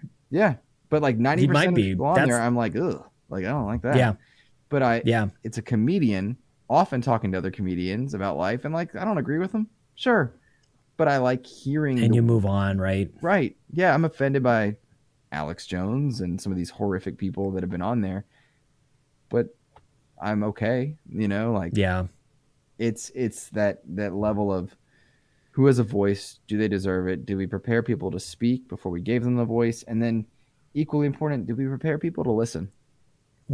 So that to me is the part that actually resonates probably the most, because one thing that I struggle with a little bit, and especially as somebody who came into like this space, and we're going to be talking about varying severities of like knowing something to be able to speak about it. It's like, I felt like starting out in this space, I didn't know nearly enough. There's a number of well-documented blunders of me talking about Nintendo where I was just not knowing what I was talking about with Bobby, the Nintendo guru, who knew everything. So like, in terms of knowing my stuff, like, should I have been there like by a certain rule? Maybe not, but there was a lot of lessons learned and a lot of amazing things that kind of came out of that space of, I don't know what I'm talking about. And again, the severity of it was not even close to what else we're talking about here. It's not like I would say something in ignorance and persuade 50,000 people to do a certain thing. Like, that's obviously there's something there, but I just wonder about when people should be allowed or not allowed to speak. I'm not even sure if that's even a thing, but I think talking about and discussing how we react to things could be very beneficial, and how it can be seen as like a real personal strength to go, that really upset me, but I'm not going to go punch a wall because of it. And I'm going to go do something constructive, or I'm just going to pass over it and go add some positivity into the world. And that's been something that I've really been, it's going to be a journey for the rest of my life. But the fact that I think that you and I are sitting here together is a sign of this. I think you and I are both on a similar journey on that front. I've recently been chatting with Dave Moore. I've been messaging a bunch of people and just kind of like rekindling some stuff where it's like, friendships that had burned out for one reason or another. And I've always kind of tried to operate in a way that was trying to be mutually beneficial to as many people as possible. I feel like a lot of people have known me for a long time, know that that's in my heart. And every once in a while, like, sometimes it just doesn't work out. And I've always kind of hoped that when that happens, it's more of a break than anything. And sometimes the breaks are years long, but it's the reaction to not liking what we're hearing that is, I think, the actual growth that can happen rather than demanding somebody be at a certain level to speak about something or to suggest something. Sometimes we're just trying to figure it out. There's so many ways to go after what you just said. The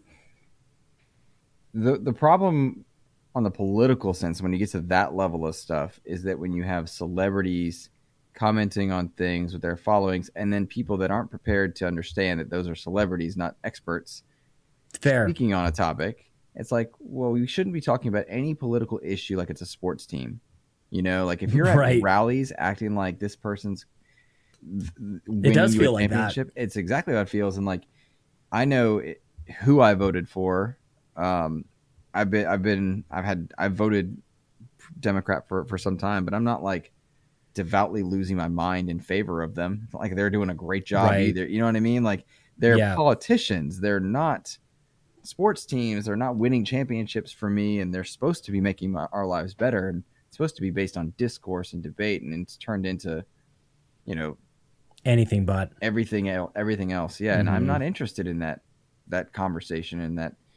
Which sucks, because you're a good conversationalist. You'd be great to like break these things down. And the people who are like that, some of the good ones, are totally turned apathetic and totally turned away from it. So you don't have anybody making it better, and you're left with everybody who's making it worse. And it's like, now we're really in it. But that's like the world's gone to shit. There's nothing anybody can do about it. So thank God for video games, I guess. Yeah. I mean, that's my profession right now too. No one wants to do it. We're underpaid, overworked. And so you're not getting the best. That's the bullshit about it all, is that nobody wants to do it. And why aren't the wages going up? Like in any other industry, there's not enough workers. You raise the salary, you raise the pay, and then people will come flocking. And it's like, how does this work? I mean, I guess this is how teacher strikes happen.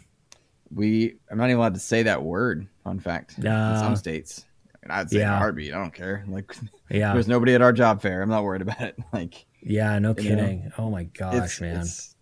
We've covered. We're all over the place in this conversation, but it comes down to there's lots to cover. Being able to speak and being able to listen is good. And then you're talking about rekindling old conversations.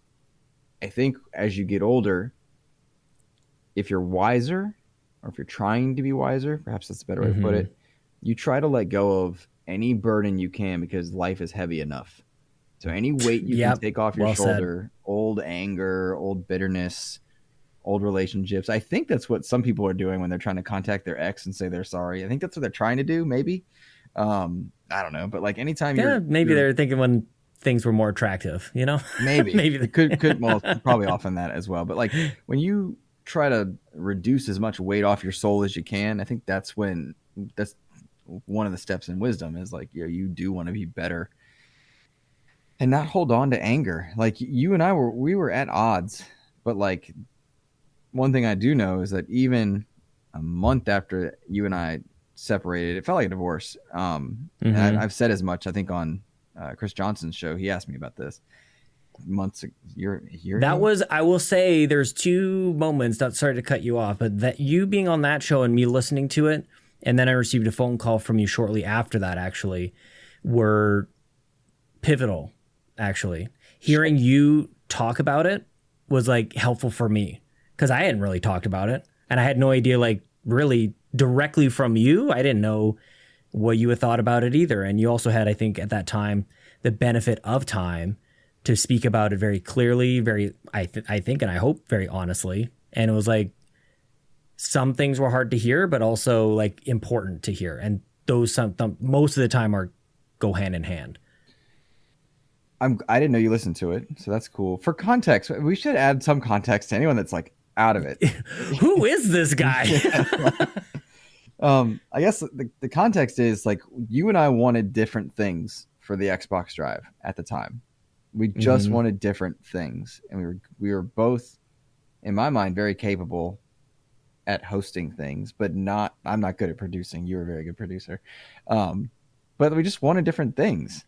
And I think I said it in this relation, in that discussion with Chris, who I adore.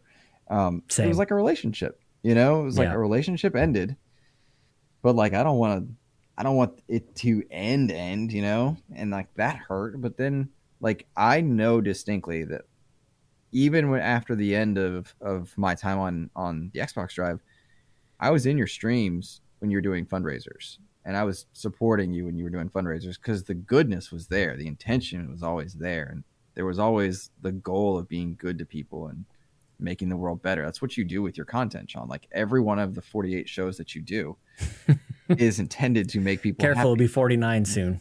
Uh-oh.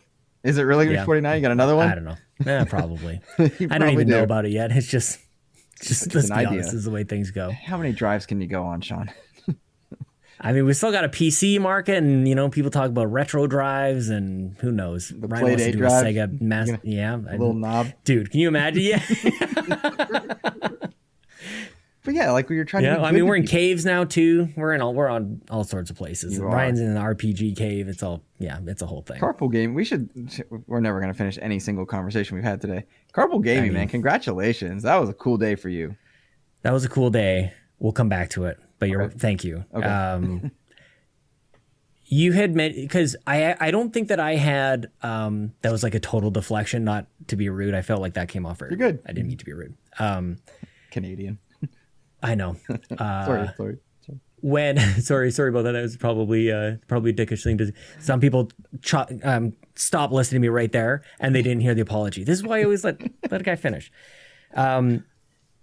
You were talking to Chris about this, and you had articulated exactly what you had just said, and I don't think that I had really. I wouldn't have carved it out that way until you said it, and now I don't know how else to think about where we ended up going.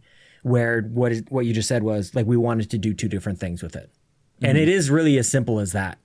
And those two, like it was almost like a force, just kind of like, well, we were either going to like come together and explode or basically just like pull apart, which I think is essentially what happened. And that separation was a little bit more volatile than I think either of us probably wanted. And I don't know exactly why that happened, but it's like, in a best case scenario, we just split and everything is awesome. And it just wasn't. And I don't know exactly why. Now it's like years ago. Like this is actually years ago at this point. But Right. It was 3 years ago.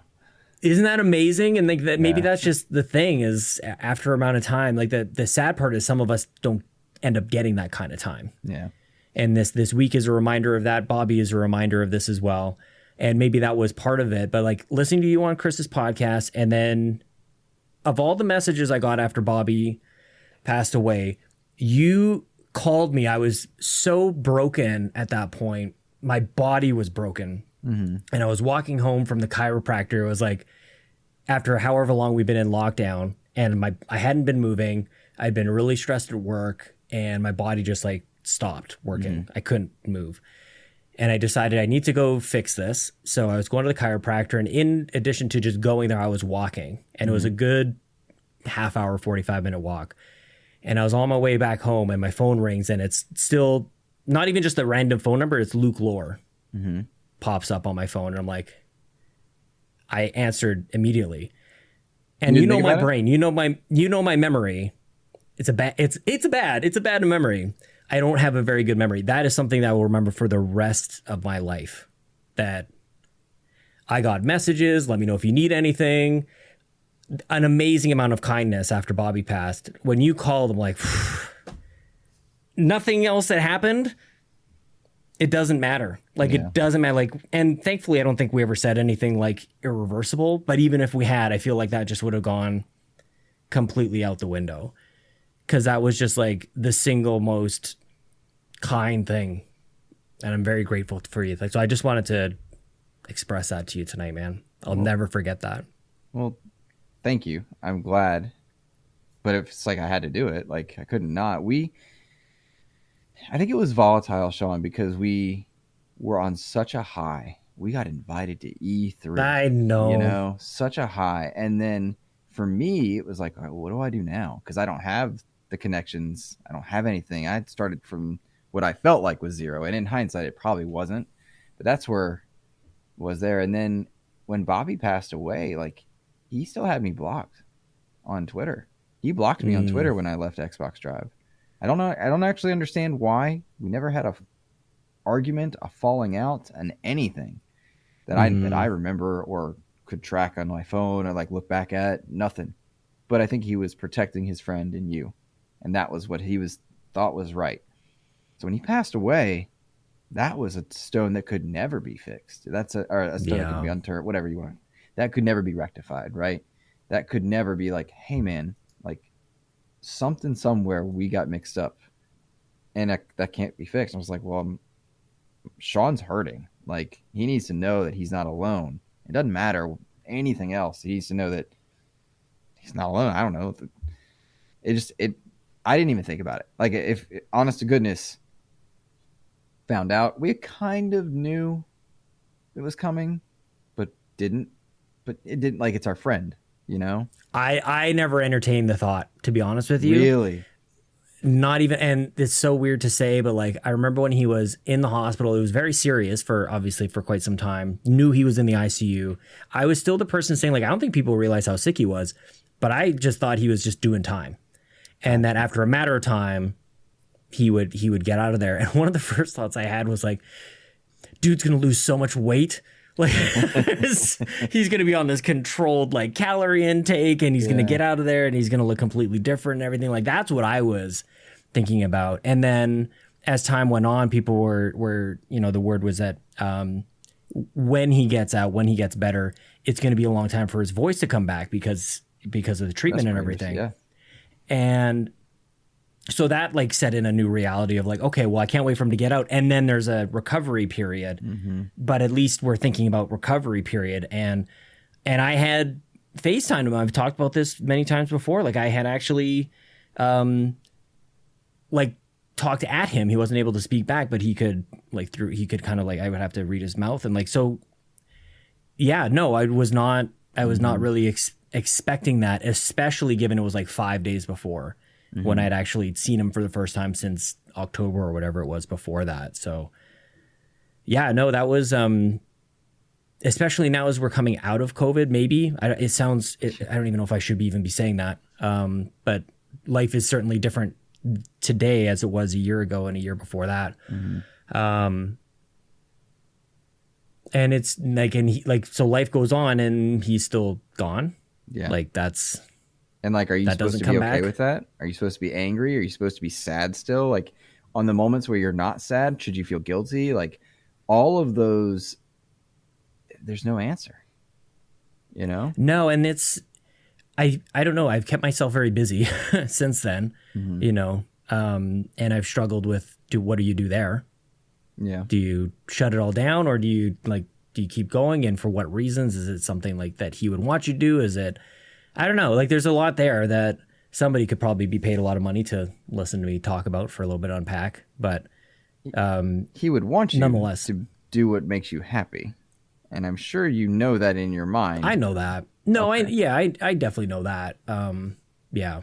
I don't know. I don't even know why I really bring it up, to be honest with you. But it's still with you. Now it's just a bit of a habit. Now it's like, well, now this is what we're doing. Now it's content creation. And if nothing else, like he was the workhorse. And if there's I don't know that I've ever done it intentionally to like just do a billion shows, because that's what Bobby would do. But apparently it's a similar path of what he was doing. Just keep it going, keep it moving. We definitely have different styles about it, but we're doing it.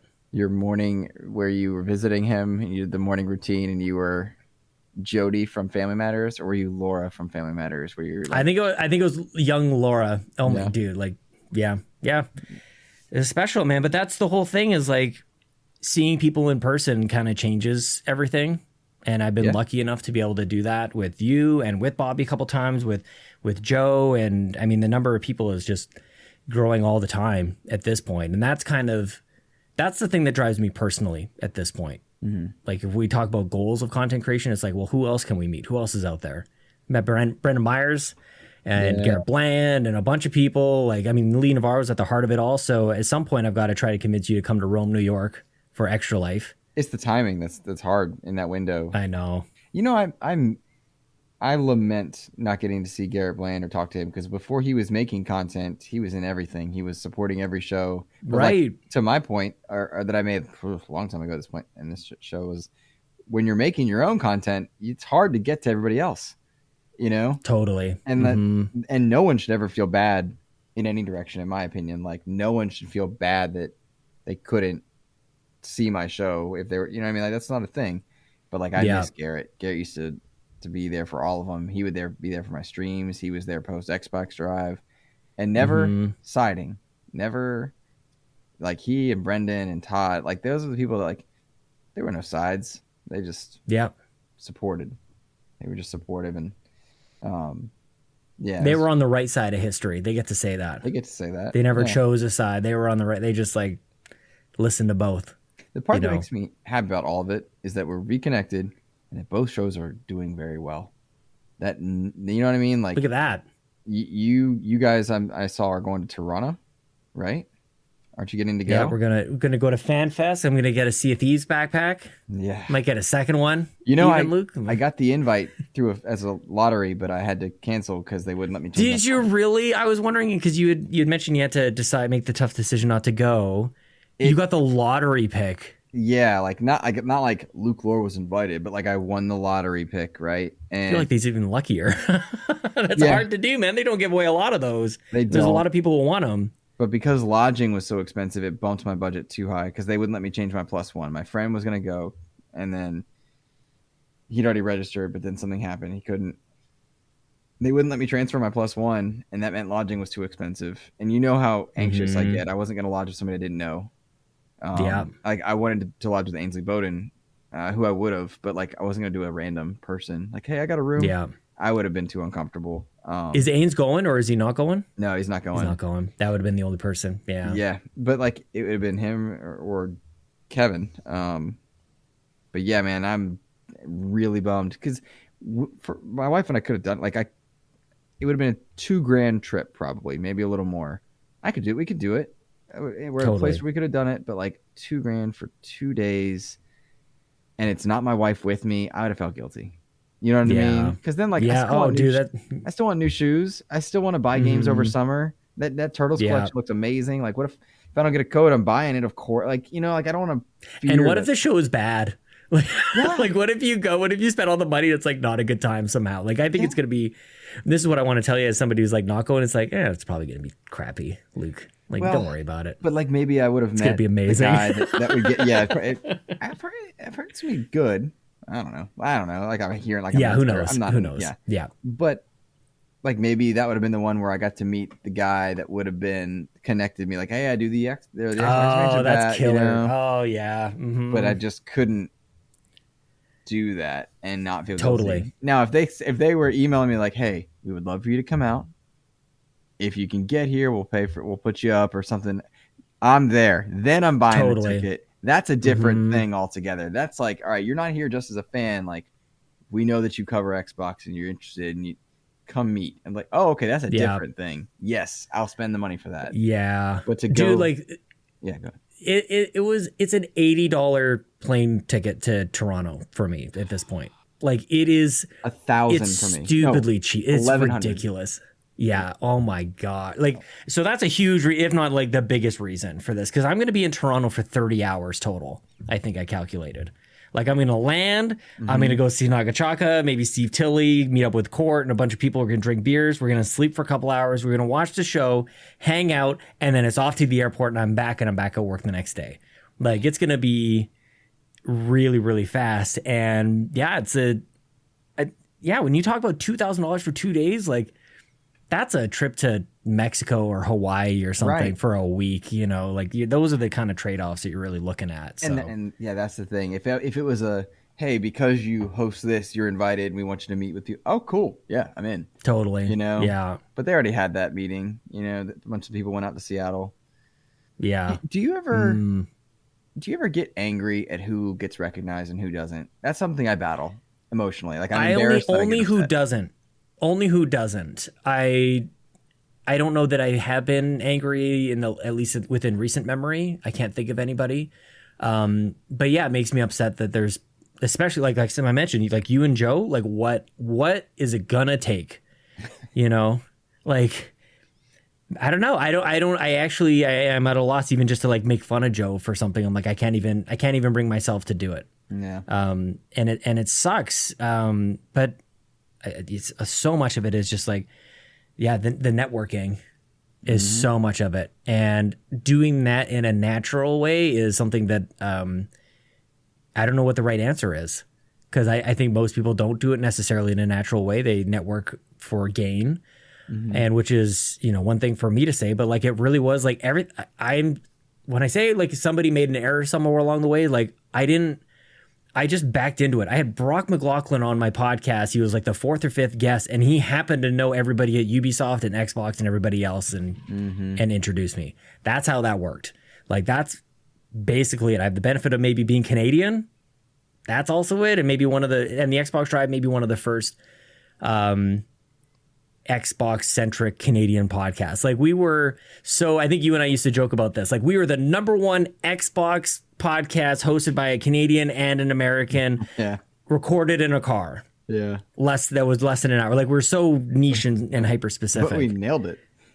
And we totally nailed it. Think about what it led us to. Like, dude, we got to meet Phil Spencer. We played Gears 5. We held Elite 2 controllers. Elite 2 controllers, yes. Controllers, I think it was. Mm-hmm. Was that? Yeah, we got so played xCloud. We played xCloud. We met the cast of Gears. Yep. You knew who all the people were by sight. Yeah.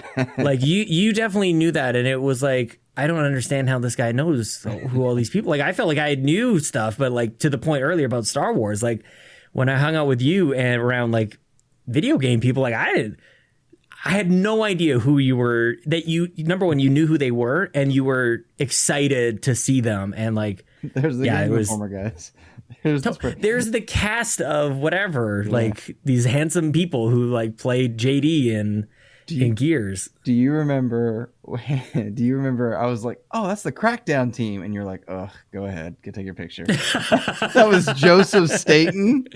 Yeah. Can you believe, like, I didn't know that. I was just looking at the picture, actually. And that's what I was going to ask you. That's so funny you say that, because I'm like, how did he know who this guy was? There's a picture of you next to him.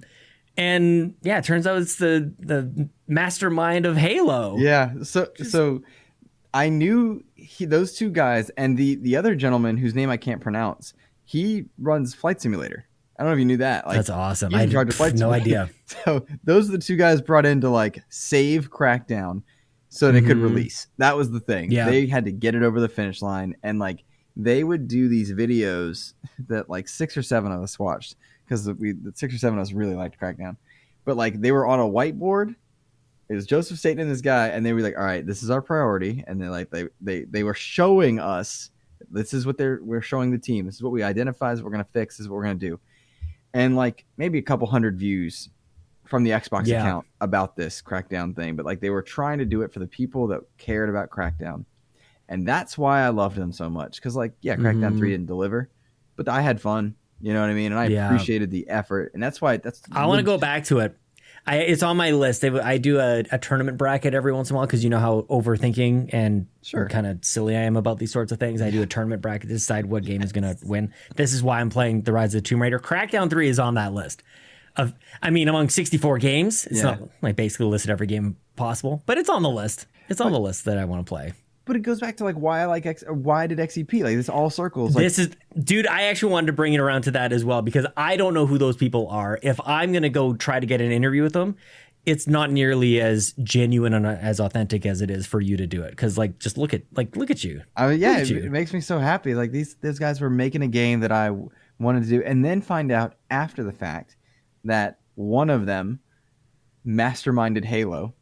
At every junction point that Halo needed a mastermind, he was there to fix it, correct it. He saved Infinite. Infinite is a weird There's no story. doubt. Like he saved Infinite. I really wish they'd hire some more people. Like I appreciate so much Mandate Zero or whatever it is. Don't crunch.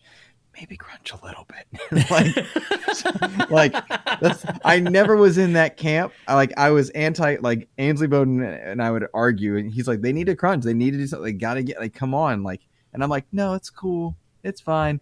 Yo, we're on like week 3 of season 2 and I'm done with the battle pass. I'm like, hey, maybe y'all need to hurry up. Do you think that they could, like, and have they actually made it like crystal clear, like that this is actually what's happening? This is the reason for maybe the slower. I don't think they've really even acknowledged that what's happening is kind of slower than people want. But have they linked? They've linked it to they're not crunching and everybody is like super happy. I see what you're saying. I'm sorry. They've acknowledged that content is not coming fast enough. They've said that. Sure. So, yeah. But they've not linked it specifically to. They've always said that priority 0 is we're not going to kill our team. We move slow now to go fast later is the verbiage they used. But there are some things that I'm like, yo, it shouldn't take you this long to cycle things in and out of the store. Why is season 1 content not in there with season 2 content in the store rotating? You've got battle passes in other games that you make. Sea of Thieves, Gears 5. I know. Like, what's your like that stuff's baffling to me. And this is one of those very few things I knew. Now I've said this on XCP dozens of times and no one's ever picked up on it. There was literally hey, can the battle royale be ready for this summer? Question asked. I know that was a thing that happened. That was, can we get this out by summer? And I don't know what the answer was. I don't think the answer was yes. But like the gameplay is there. Why is it taking so long for the menus? Why is the store not cycling things that you could? It's already there. It's already done. Mm-hmm. You know, like these events are really cool. The new mode, Land Grab. I don't know if you played it. It's legitimately I haven't great. played it yet. It's I want to really try fun. it. I know. Joseph Moran is enjoying tomorrow. it. Like it's fun. He likes Haley, and he pretends. But I mean, he likes having an Xbox. He doesn't like Last Spartan Standing, that mode, but like, bottom line, Joseph Staten saved Infinite, but like, yo, come on, like what's happening here? It's your biggest game. You got to do better. Yeah. Same with the show. Hits and misses, and it's so confusing. MLB the show, is that what you mean? No, the Halo show. Oh, Halo the show. I got it. Yeah. That makes did you way watch more it? sense. No. I a long story, but no. Okay. Short answer is no. So, whenever you do get to it, some seriously awesome moments, and some that are just so bafflingly terrible. It's like, what happened? Like, what? Somebody approved here? that. Someone approved it, and this is the corrected version. And it's like, exactly. Yeah. This went through a couple drafts actually before we got to this. There's one storyline that clearly just stops. It's just wholeheartedly stops. Someone must have said this is not getting better, and they filled it with everything. And it's just weird.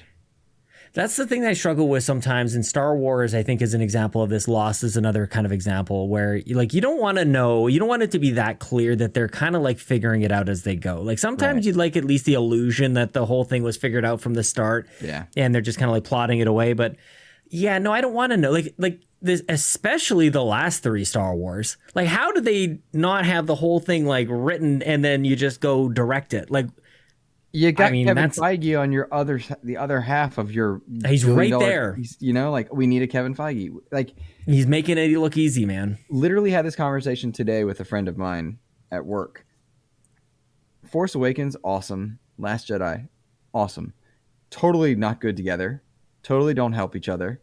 Totally hurt. Like, but if you look at Last Jedi, all the stuff. Wait, did you say Last Jedi was awesome? Is that what the absolutely word yes? But hear the logic, please, before we no, of all the things I'm gonna get canceled about. Come on, the visuals in that movie are unrivaled. They're on Rogue One level of scale and brilliance and whatnot. The music is incredible. The choreography is incredible, and Ryan did not create new things for his Jedi. He literally went to the Jedi book and pulled stuff we haven't seen in movies. Cool, awesome.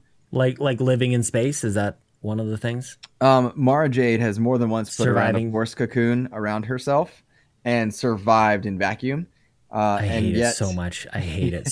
Yeah, that's a really bad. That could have been her writing. That should have been it. Yes. So stick with me. So for all the great moments by this great director and whatnot, it was too much too fast. It was like the Xbox One. It was like, yo, we're not ready for always online. We're not ready to tell it out loud. We're not ready for live service TV integration. We're just stop. I was ready. For the record, I was ready. The I was signed on. I wanted to make that work. I wanted my Skype camera to follow me around the room and auto zoom. I wanted that technology. I wanted Snap. I wanted my ESPN on one side and my Rise Son of Rome on the other side. I was here for it, man. I wanted my underpowered.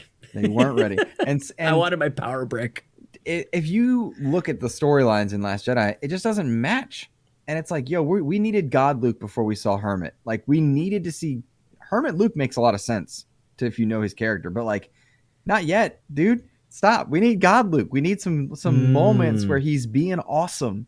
We needed that at the time. I've never heard anybody say that before. I'm sorry if you said that somewhere and I should have caught it somewhere else, but I've never heard anybody express it in that way. That totally would have been better. Yeah, because Hermit Luke does make sense. Like, he was a conflicted character from the moment his aunt and uncle were burned alive. Like, he battled the darkness. There were multiple books, multiple moments. He literally wore all black in Return of the Jedi. He was torn the whole way through. And his father brought balance to the Force in a way that, like, what a mind job that is. And then you have to build Jedi Order. Like, no small feat, you know? Yeah. Of course he was going to end up emotionally wrecked and mad at the old Jedi. But, like, come on. We needed to see some cool stuff. And then we would have all Solo, and then we could have had Rise of Skywalker be 3 hours and it not be crammed together. It was just, and Finn should have been a Jedi. Like, why was he not? Why was he not? It would have been a great moment if wasn't he a clone? I don't understand the whole, like, are they not clones anymore? Like, in that future, they're from childhood. They're stolen. They're like stolen childhood. But like, if it was Rey and Finn battling Kylo at Exegol, it would have been dope. Yeah, you know, all is to say, if they had a mastermind saying, hey, let's do this from start to finish, if Jon Favreau had been there and oh my gosh, what's his name? Cowboy hat. Dave Filoni and Jon Favreau. Dave Filoni did Rebels, he did Clone Wars, he's part of the reason Mandalorian is so good. If they had been there together and sat down with these amazing directors and said, hey, this is the story, let's make a movie, they would have been so good. Because Rian Johnson smartly went and made Knives Out. Like, that was the right move. Go make a great movie in a totally different genre, so no one don't make another Star Wars. Don't make another Star Wars. Let people acknowledge how good you are at making movies with all these A-list actors who still love you. Remind the world.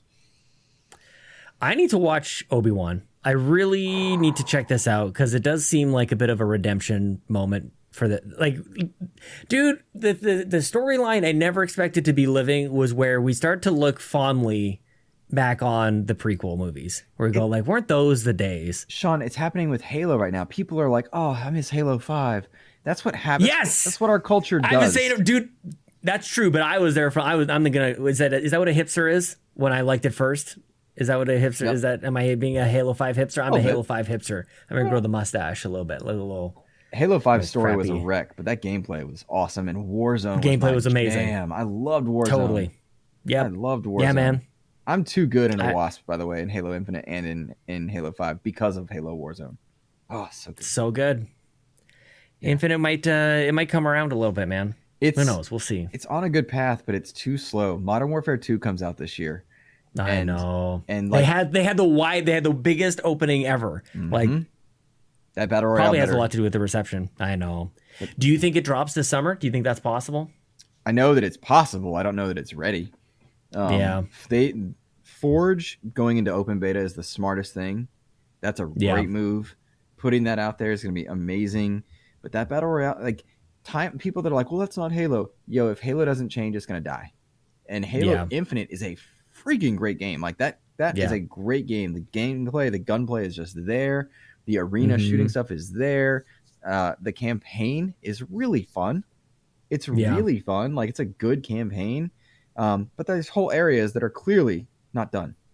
You know? Well, and that's what came to mind when you're talking about the whiteboard exercise with Crackdown. I'm like, well, obviously he did the exact same thing with Halo. He steps in, goes like, yep, nope. Like, that red marker just coming out, man. Like, crossing things off. It's not happening. Yep. But dude, it was. Those are tough decisions to make. I'm glad you did it. What's that? It was supposed to launch in 2020. Can you imagine? God. Do you know what, though? I don't know if you remember. I don't know if we had ever a chance to talk about this. Like, when I first saw Craig the Brute, I thought, like, first of all, I didn't know that it was from the Halo Infinite trailer that I had just seen, whatever it was, 5 minutes beforehand. I thought my first thought was, why is somebody sharing this screenshot of a video game from 2006 or something. Yeah. Like I legit was just thought like people were making fun of Halo Infinite as if it looked like an old game. And then I realized it was Halo Infinite. I went, oh no. Like there, you can't go back from a moment like that. How infamous. It's so weird because Joe and I were streaming that. I say I logged in and he streamed it, thankfully. But it didn't look like that in motion. And I was really excited after that trailer. So was I. So pumped. I was like, yes, sir, let's roll. Let's do this. But we weren't ready for Xbox Series S and X then. Like we weren't thinking in that mindset yet, truly. Like we didn't really get what Xbox Series X could show us visually. And so we were seeing an Xbox One game. And that's what we were seeing. We're like, oh, this looks really fun. And only in hindsight, it's like, oh, it didn't deliver on this visually. Like, I didn't care. It looked fun. But I see what you're saying. I think some people were on it pretty quick to say, hey, this is your flagship. Like, why doesn't this do with your hardware what PlayStation does with its hardware? It should kind of like blow you away and not just be like, looks good. And it's only because people had so much disdain for Halo 5. I think that almost anything could have been cool. Like you throw a grappling hook in an open world and like, all right, I'm in. Like it wouldn't have taken a whole lot, but there were some of the cutscene moments where I was thinking that should look better. Like, I don't know, like Gears looks better and certainly pretty much anything from like, I cannot wait. I don't think the Slipspace engine was designed for visuals, and it sucks because they made their proprietary engines are a double-edged sword. You know, that's probably what's really taking Infinite so long is as they bring talent in, like they got to learn a new engine, and they've got not Creative Assembly, Certain Affinity. Certain Affinity is helping them with their VR and with a few other things, and like that's the right studio. They're a second-party studio. They make Halo. They work on Halo. Like, if you look at Certain Affinity, they make Halo. Yeah. Thank God they're there, but like, why? Some of the stuff with first-party Xbox is why is Crystal on the initiative? What's that about? Like, why is like we see the connection with the people, but why is Crystal Dynamics helping the initiative make Perfect Dark? That's so odd, and it makes you ask questions, and those questions are all fair. I don't know, Sean. Game Pass. I thought you had the answer to it. I thought you were waiting for you to like answer. Well, we know why it's happening. Why are they? Oh, because the guy that's running Daryl Gallagher that runs the initiative used to work at Crystal, and he brought over some of his teammates, but he can call them in on shorter notice, and they speak a shorthand. They can go and address things for him. And the people I know at Crystal that found, like when they found out that Embracer Group called, they had an all hands meeting. And they found out when we did. Like, they found out an Embracer Group was called from the internet. And then they had an all-hands meeting that morning after the news broke.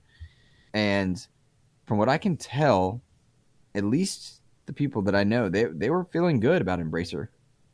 Which tells you how bad Square was.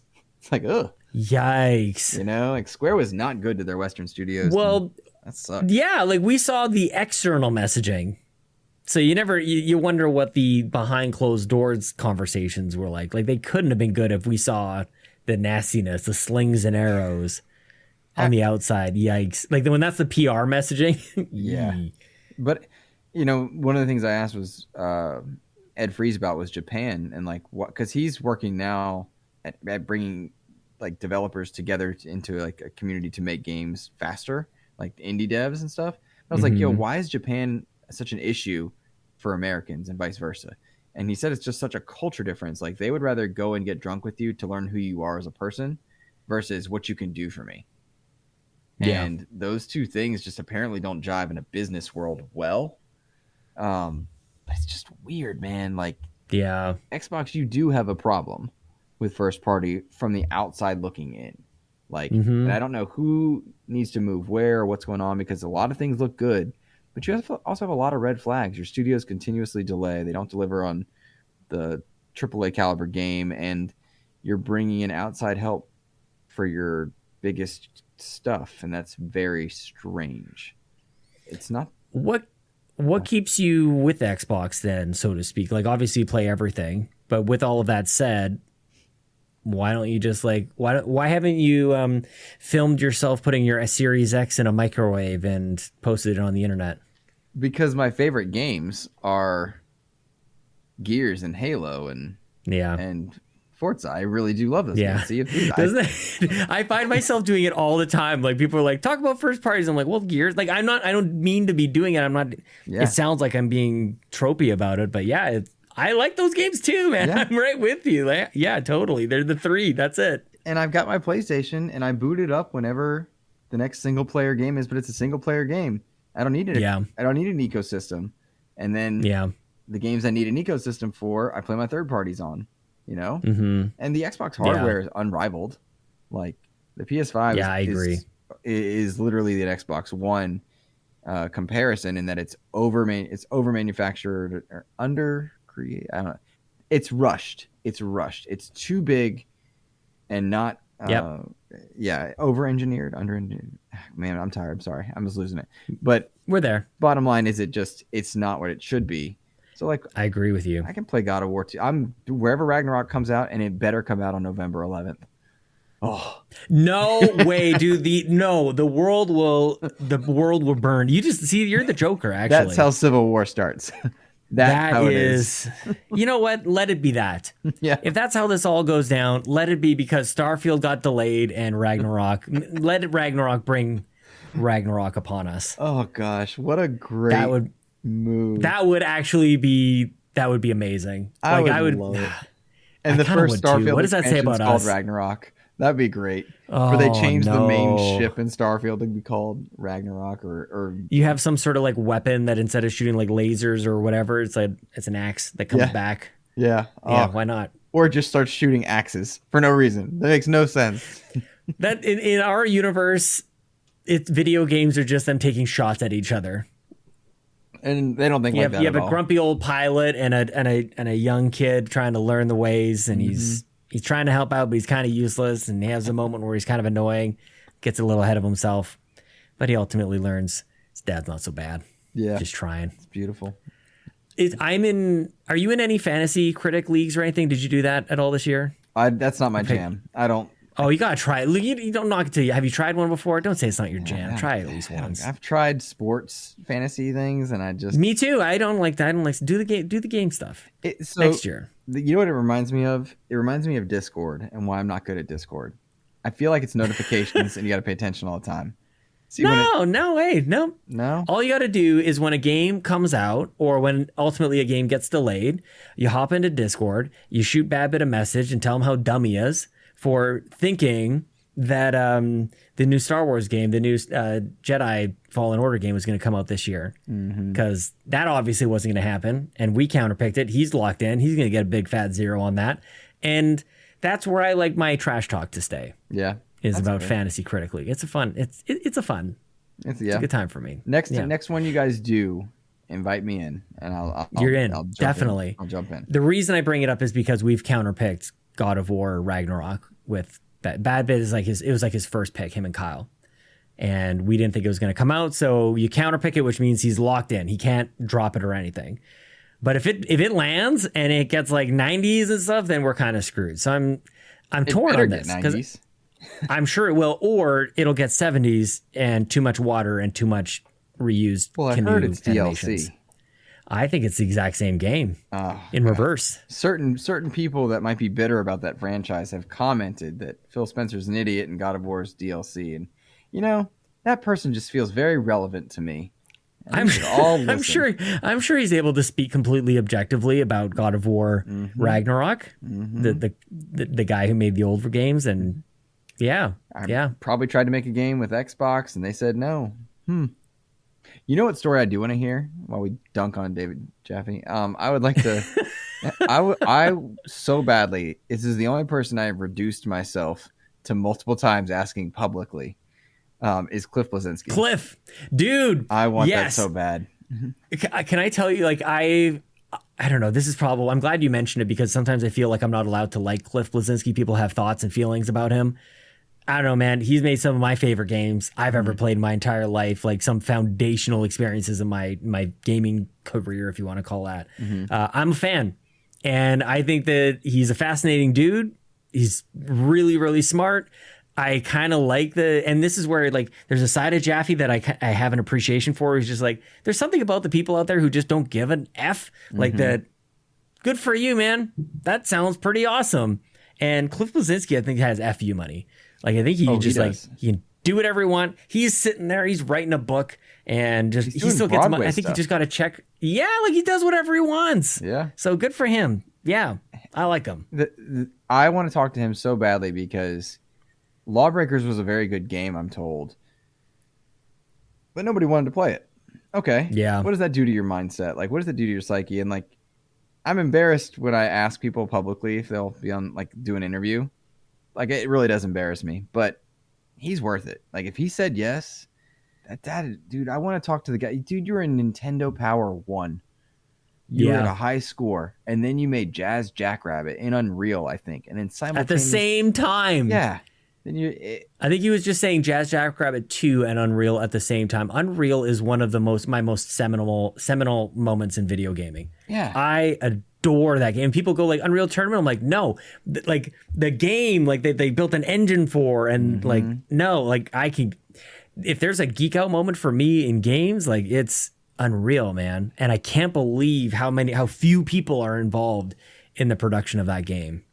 I want to ask him about an interaction. I wouldn't even cite it specifically, I don't think, but he was talking to somebody publicly on Twitter, and Xbox Quick, Mike Ibarra, who's now at Blizzard, who's now going to be back at Xbox, was like, well, you could just apply to the ID at Xbox program. And I'm like, dang, he just said that to Cliff Bleszinski, who literally saved the Xbox 360 with his game. Yeah, made Gears, man. He made Gears.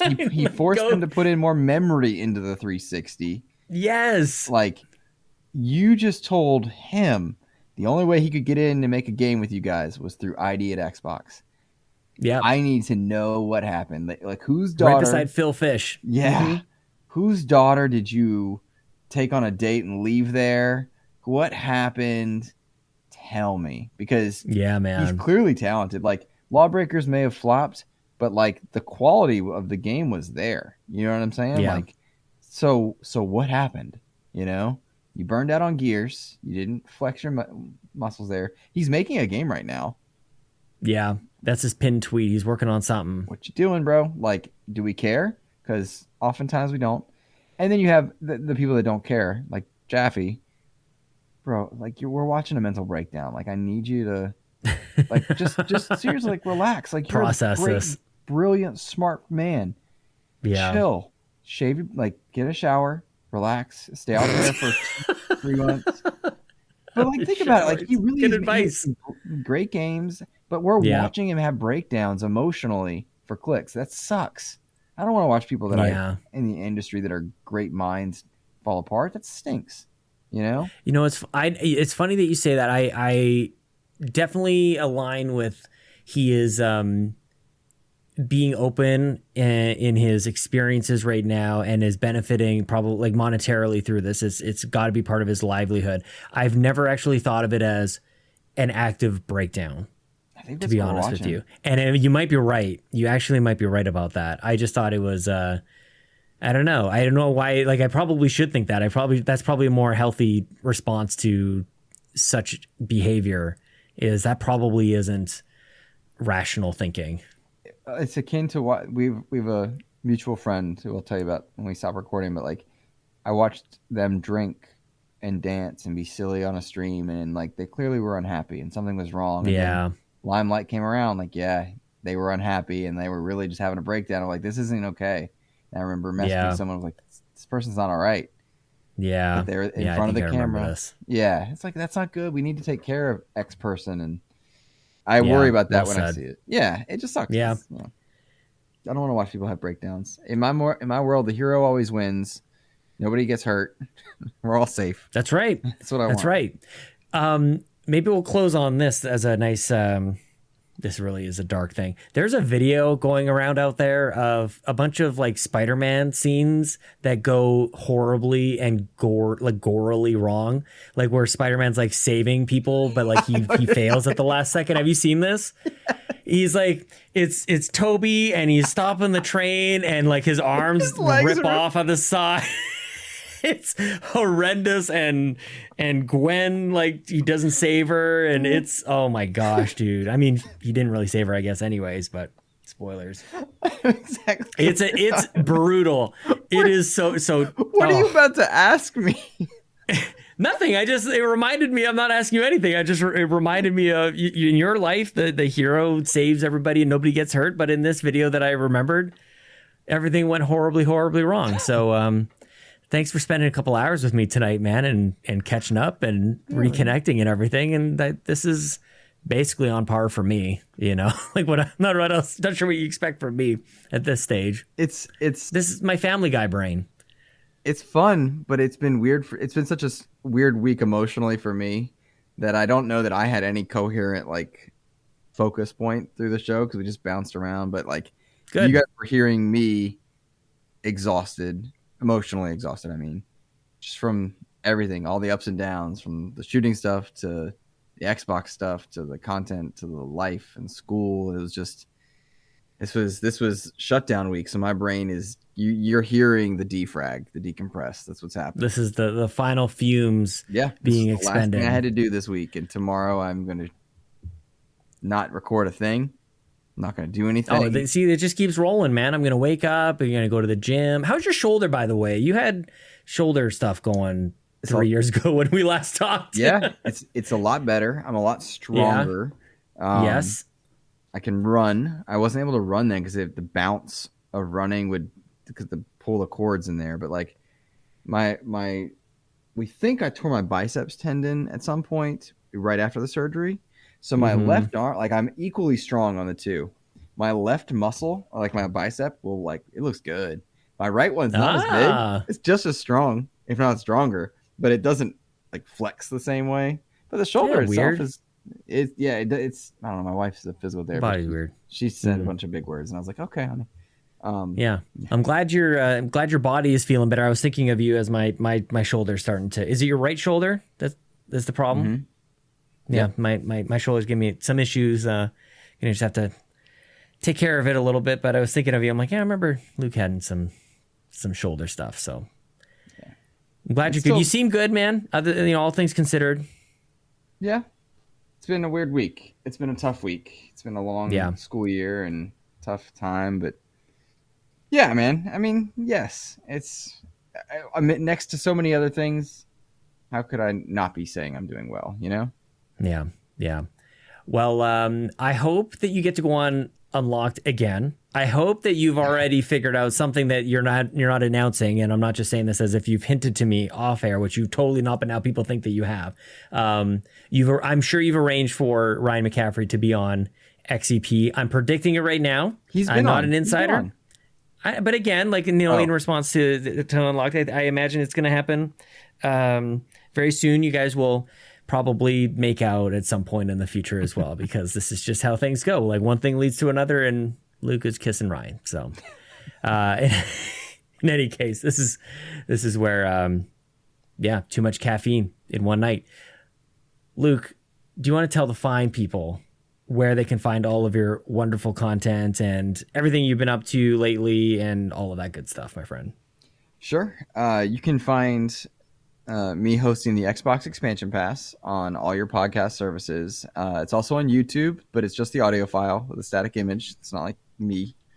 But yeah, find the Xbox Expansion Pass, all your podcast services. You can find me on Twitter at Insipid Ghost, and then I also do another show over on Season Gaming's YouTube channel called Cast Co-op, in which I manage Ainsley Bowden and Joseph Moran and referee them while they argue about everything, and that's fun. So that is the I don't even know. There's a sitcom, some sort of comparison there. It's that's something else, man. This is a long time coming. I hope it's not another 3 years to have you back on. No, but anytime. Luke, I'm really, really thankful for us to finally reconnect tonight and chat about pretty much every single possible thing I don't know that there's In anything no that order. we left. Yeah, no order at all. But I wouldn't have it any other way. I can't wait to have you back on. And yeah, man, I can't wait to see what you're up to this summer, because summers are always good for you, I think. So we'll see how many games you get through. Thanks. Mixer.com/Insipid Ghost. That's an old reference right there. Bring it back, man. Yeah, good. lurk at your leisure. Look at your life. Thank you, Luke Lohr. Yeah, man. Thank you, Sean Capri.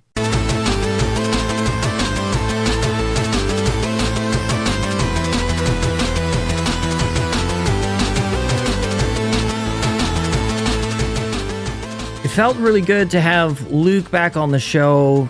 Not just back on I mean, that's ultimately what happened here, obviously, but I think more importantly than that, and maybe just the thing that the show allows for, is a couple hours for some friends to catch up. And an excuse to do it in a space that everybody understands. And I don't know, I'm just very grateful that what you just heard happened. It's far too long coming. Some of you who were around when Luke and I went separate ways from the Xbox Drive and for him to go to and create Xbox Expansion Pass, there was a lot going on, man, at that time. And we kind of dipped our toes into that in terms of just, it was a painful time. And this episode is representative, I think, of, I don't know exactly what, but what I do know is that we got to have a really important conversation about us. I really wanted to highlight and give props to Luke, directly to him, about the Xbox Expansion Pass. And I meant what I said. Like, I'm not just saying it for the show. Like, the fact that what he's creating is just coming from his inner core. And if you guys haven't had a chance to check it out, please do subscribe. Xbox Expansion Pass. He will continue to surprise you, man. He's a smart dude, and I've always appreciated Luke right from the moment we met. There's another episode, actually, of Luke on the show, and Luke has helped me through some very, very hard times. So really great to have him back on the show. We lined this up, as we mentioned, a couple of weeks ago, so I was glad that we did it. This is what the show is all about. This is what video games is all about. This is what friendship and community, it's all there, man. I'm very appreciative to him for that. I continue, by the way, completely unrelated, but I had a couple good workouts this week. Thank you, everybody, for encouraging me, and I'm feeling good about that. And everything is good. Life is okay. A lot of stuff in the world is crappy, but I'm feeling pretty good. I'm feeling optimistic. If you can believe it, I'm feeling okay. The clip at the end of this episode, as we end every episode of We the GamerCast with a clip of my late great friend Bobby Pauls, the Nintendo guru. The clip you're about to hear is the beginning of one of many podcasts that we did together. This was the Gaming Gurus, as it was me, Bobby, and Toby Thornton, and we were trying to figure out how we do like a Nintendo, Sony, and Xbox sort of podcast. This is us launching right into it, even with all the music at the start. So enjoy, and thanks to Josh Stapleton for all the clips. I hope you guys are doing great. I'll see you next week. Bye.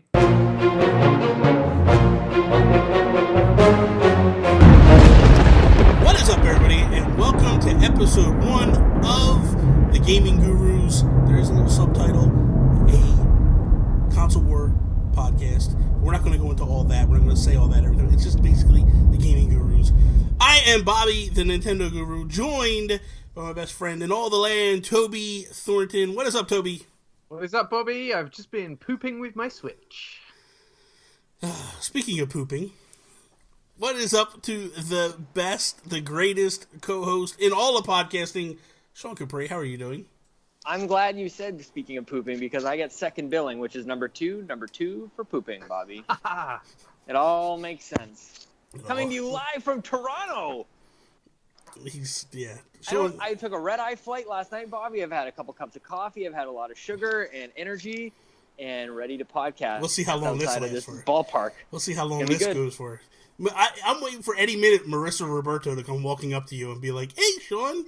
She doesn't wake up this early. She's not. Yeah, that's probably not. It's a little. She's early. Not far from you though, because she goes to that stadium all the time. That's true. I may just bump into her. Maybe we'll see. Who knows what's gonna happen on the Gaming Gurus podcast? This is true. I should DM her right now and be like, "Yo, get over to the Toronto stadium because Sean Capri's there right now podcasting," and then she'll be like, "Who?" Aww. Anyway, so here we go.